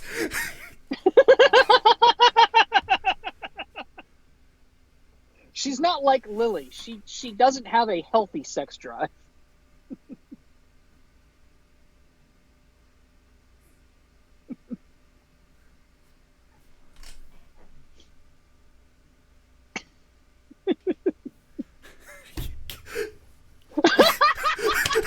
God damn it! Why do you have to be the short-haired ones the rapist? Why couldn't it be the pink-haired one with the fucking autism? The one with drills? Yes! That would have made sense. Well, you can sleep with her too, but you have to cheat on Shizune for it. I'm not kidding you. That's part of her route too. What the fuck? Seriously? So my options are Daredevil or Deadpool here. What the fuck?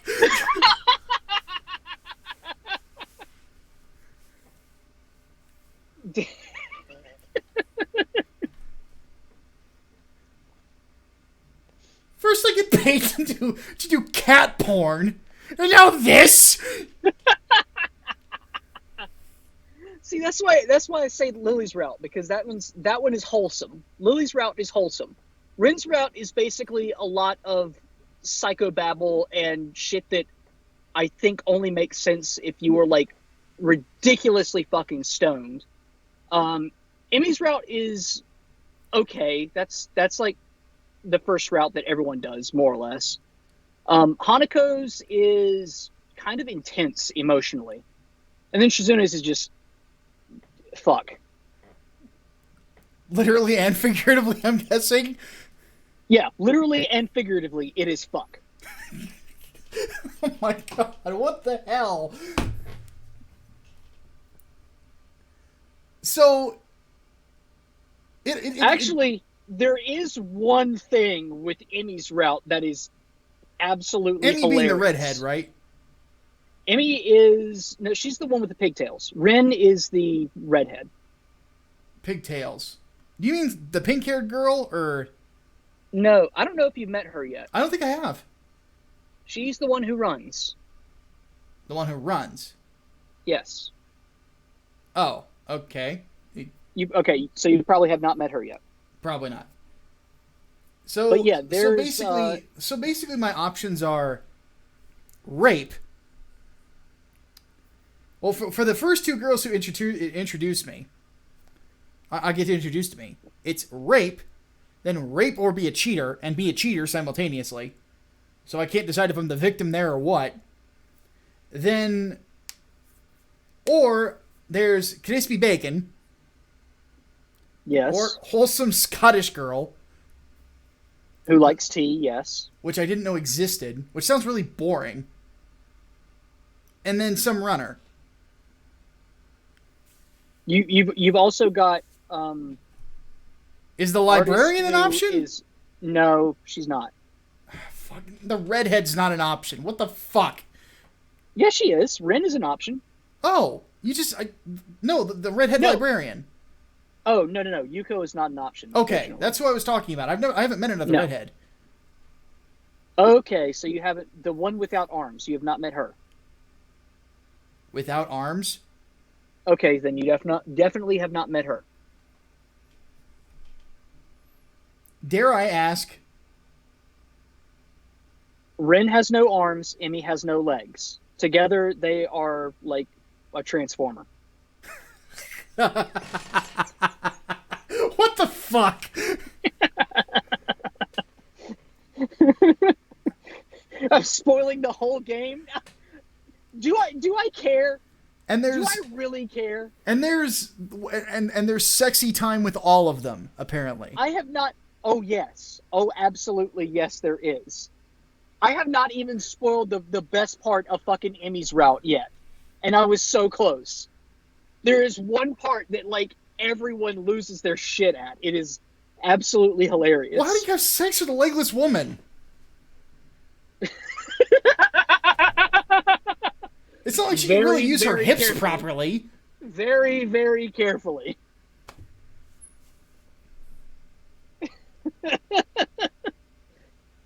Hey, chat. What's that one word that Emmy says when you go to have sex with her in the shed that one time? In the shed? So she's the freak, I'm guessing. Oh, yes.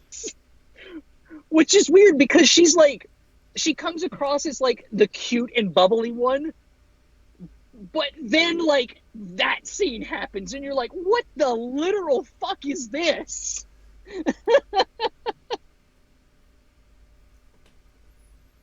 Rin is the saddest. No, fuck that. Hanako's was the saddest one. Hanako's was the saddest one. Rin was just like, nothing made sense in Rin's route. Okay, here's the question. How much further must we go to get to this insanity? Because I'm 3 hours in. Oh, Jesus Christ. You are like, okay, if you haven't met Emmy or Rin yet, you're not even past the first fucking chapter. Well, yeah, I'm not. Yeah. So you still got a ways to go. I'm reading all of the dialogue to the chat. So, because it's like, it'd be really boring if I was just sitting here clicking. So, yeah. You may as well just keep going, because it's going to be a long fucking night. Oh, Jesus. Well, you're here now, so it should go a little faster. All right. I can grab a piece of chew. No, wait. This has sugar in it, doesn't it? Oh. Oh. Total sugars. 0 grams. I didn't know that 5 gum was keto.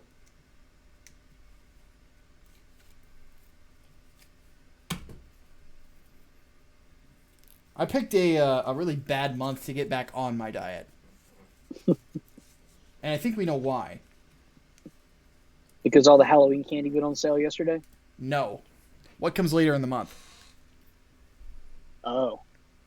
Yeah. Black Friday. Well, the day before it. There's a day before Black Friday? Well, a lot of people tend to forget it, but it's one of my favorite holidays, and that's Thanksgiving. Yeah, it was my favorite before Friday the 13th happened, but yeah. Thanksgiving is a pretty cool. Let me explain this to the chat here. Well, and to Hatman too, because I don't know if I've mentioned this. So, Thanksgiving is great for my family, because I like to cook. Here's the problem. All I can do is help with the turkey. Because the rest of the things that we usually have at Thanksgiving are mashed potatoes and gravy, which I can't eat, pumpkin bread, which I can't eat, banana bread, which I can't eat, stuffing, which I can't eat,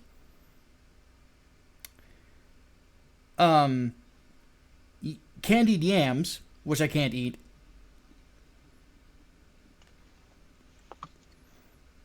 what else is there? But beef and pickle wraps, which I can eat. Beef and pickle wraps? Yes, you take beef from like the Carl Buddig things that you get at Walmart. You lay it out, you soften up some cream cheese, and you spread it. You roll it around a dill pickle. I don't know if I like this game. It's actually delicious. Well, cream cheese. I'm not a fan of cream cheese. Oh, well, that's unfortunate. No. But I can have 2 things. And my mother's pumpkin bread isn't fucking incredible. So what I'm thinking I'm going to do is, it's on the 24th, right? No, it's on the 22nd of this month. So that means I've got 2 full weeks. I'm going to try to lose as much weight as possible before that day, and then I'm going to binge, and then I'm going to eat my leftovers, and then I'm going to get back on the diet until Christmas. Though a lot of people are saying that they're starting to notice how much weight I've lost, which is pretty sweet. It's like ever since I injured my knee, I can tell I've lost lean weight too, which is kind of a bummer. Okay. Well, Hatman, shall we proceed? Go for it. All right. No, it's all right, Hanako. Hisao, please don't worry about yesterday. It was just a misunderstanding. If you say so, I'm still working this place out. Well then, I think you'll find most people here a lot more forgiving than elsewhere. If you're feeling a little confused, please don't be afraid to ask questions. Sure, I'll remember that. Lily? Lily gives a small nod of acknowledgement. I can't read tonight. I'm sorry, Hisao, but we must be off. Who talks like this? She is a proper British woman. But she's Scottish. Scotland is part of Great Britain. Not by choice, laddie. Well, that's true. They've been trying to secede for a while. Those bunch of British fuckers. Anyway, I don't want to offend Talon too much. Mind if I accompany you two? I know I'm kind of pushing it, but Lily hums quietly, still smiling. I'm sure we could accommodate you, can't we, Hanako? She looks at Lily, then at me, then she freezes wide-eyed. Sure. Well then, shall we go? I'm sure Lily wouldn't do this so easily if she saw how scared Hanako looks, but it can't be helped now. Declining after the deal is sealed would only cause mild confusion and problems. The deal is sealed, huh? I like where this is going. Blah, blah, blah. Blah, blah, blah, blah, blah, blah, blah, blah. Okay. I hope that no one in the chat is going to hold it against me if I, get rid of all the, inner exposition that just describes what's going on.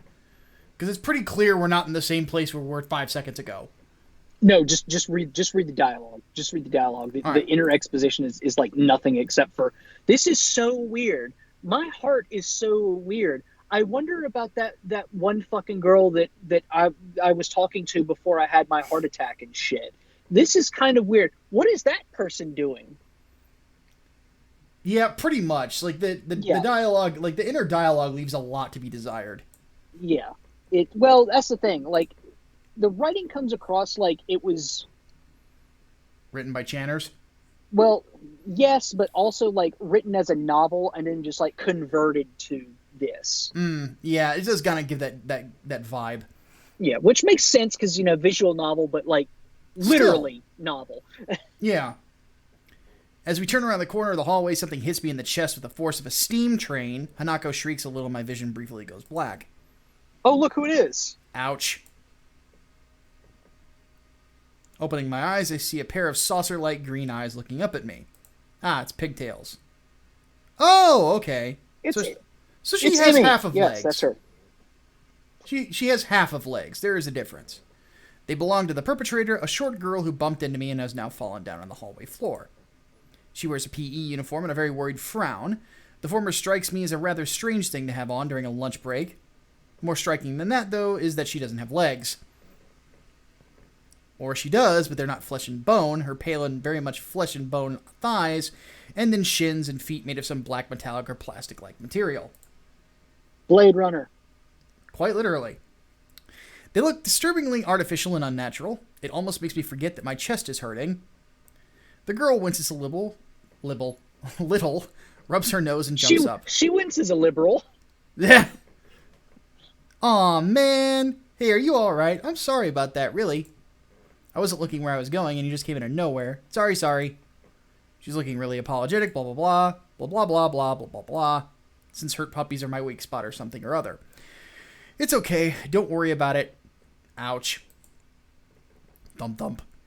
I say that, but there's a stinging pain growing in my chest. And I know that this is about the biggest possible danger for my condition. Don't overexert yourself, don't forget your medication, and most of all, don't get hit in the chest. Bump, bump. I try to rub my solar plexus to chase the pain away, holding my breath in an attempt to hear my heartbeat.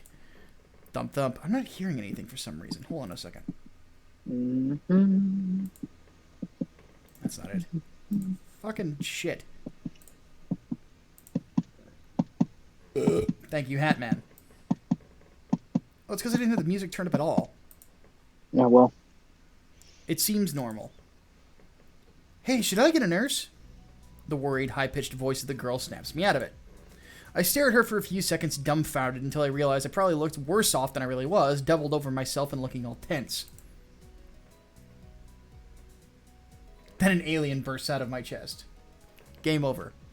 Damn, I'm overly worried about my heart. No need. I'm fine. Totally fine. Blah, blah, blah. She just knocked the wind out of me big time, da-da-da. You sure you're okay? I hit you pretty hard. It's okay. I said I was fine, and nothing's broken. No harm done. That's good. I was... Hisao, what happened?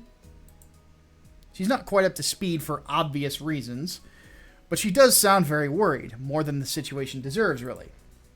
Someone just bumped into me. Nothing serious, just winded.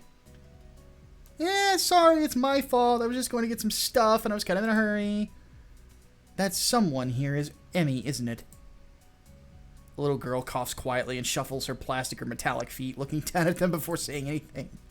Hi, Lily, Hanako. I guess the girls know each other. Do please try to be more careful. You might be sturdy enough to endure these sorts of accidents, but there are people who aren't.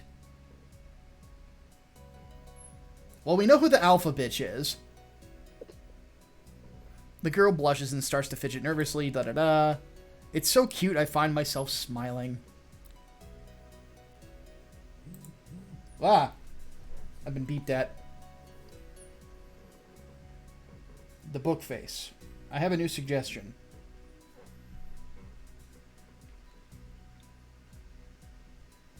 I've been getting a lot of these from the book face recently. Okay, this suggestion is cute.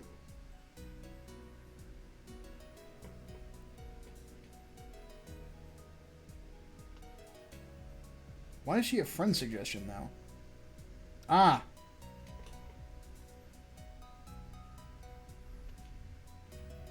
Yeah, is she single? She's fucking cute.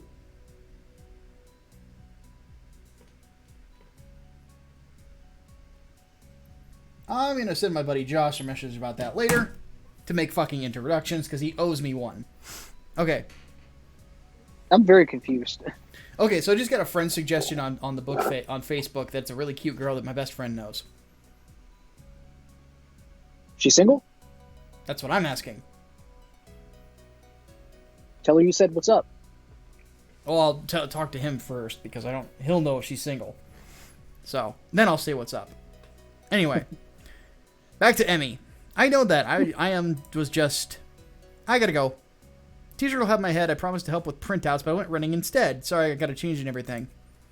And off she goes. I gotta go do something. I gotta go do a thing. And not in my underwear. Does this kind of thing happen often around here? There are more rules in Yamaku than usual for running in corridors. But that rarely stops Emmy, it seems. She shakes her head weakly and offers a slight, composed smile. I don't think there's anything we can do to stop her, I'm afraid. Shall we be off, then? Lily heads off along the hallway. Hanako hurries after her. The route to the room for two used for tea is fairly simple to retrace, being still fresh in my mind from yesterday. Lily, Hanako, blah, blah, blah. Something, something, bag of food, something, something, thermos, something, something, dark side. So this is what you meant by coming here almost every day. Yes, Hanako and I usually have lunch here. It suits both of us, so we end up using this room regularly. After seeing Hanako's reactions to me over the past couple of days, I can understand why that's a boon. That and Lily being able to come get some quiet away from her class as well. I take my seat last after Lily's poured the tea for us and sits down. Adjust my sitting position here. I take, blah, blah, blah. Hopefully everyone can still hear me alright. The more time I spend with these two girls, the more the time something perfect foil, blah, blah, blah. Even without a voice, Shizune is direct and brash, and Misha seems to get along with everyone. Yeah, we're just gonna go with, like, the fucking dialogue at this point. So, how are you faring in Yamaku, Hisao? You seem a bit flustered before. Apart from getting lost every now and again and being crash-tackled outside my classroom, fine, I guess. I'm going to go and turn off my lamp, too. You looked pretty hurt before. Are you really okay? For a brief moment, I considered telling Hanako and Lily about my condition, but then I hold it back. Something, feel uncomfortable, something else. Yeah, it's nothing, just a bit startled. Judging from the two girls' expressions, I don't think they're buying it, but in what I assume is their way of respecting my privacy, as the British would say, they don't press the matter. This is one of the unwritten rules around here. Don't ask. Even if people's conditions are obvious, like Hanako's, there's still bound to be story involved. Everyone that has things, da-da-da-da-da. So how long have you been in the school? You all seem to know your way around pretty well. Well, I've been here since the start of high school, but only moved into the dormitories a year ago. Hanako joined at the start of school as well, and moved to the dormitories when she did, if memory serves me right. That's right, since high school. So you've known each other since then? Since I moved, yes. Hanako lives next door to me, so it's only natural, right? Right. Yes, of course. Does it really take this long to get to the crazy stuff? How many acts are there to this, Hatman? I think it's 5, including this first chapter. This one is the longest one because it's basically setting up which route you want to pick. Oh, okay. That's why. Everything else goes by much quicker. Well, I've been going at this for 3.5 hours. I'm thinking of calling it, but I'm thinking that since I was paid to play it and it's not necessarily smut, then I might actually finish this tonight. Well, just off stream, because the constant reading is making my voice sore. It can turn into smut. Like, yeah, it can turn into smut. Well, we'll do this then. For you in the chat, do you all want this to be my pick for tomorrow's Micah and the Hatman?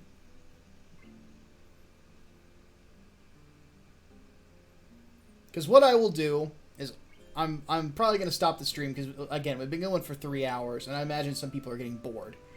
Not only will I complete it, I will complete it tonight, and I will turn on the hardcore shit.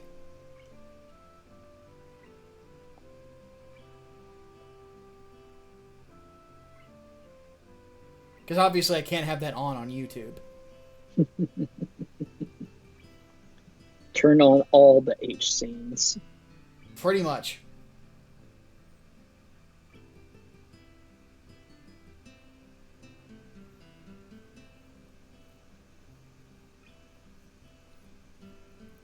I do actually have one request, since I know Shenanigans is in the chat. Do me a favor. I don't know if you'd be able to get it done tonight, but if you get it done at any point, I'll put it on Twitter. There needs to be art of me running, like me, not the character, me running away from all these girls in a mad dash because I'm scared out of my fucking mind. Draw you falling off of the roof with all of the girls at the top watching you. What, like a reverse 300? Sort of, yes. No, I like the idea of me running away from them, because then we could have you on the bleachers in the background laughing at me. No, just have me on top of the roof drinking heavily. That works too.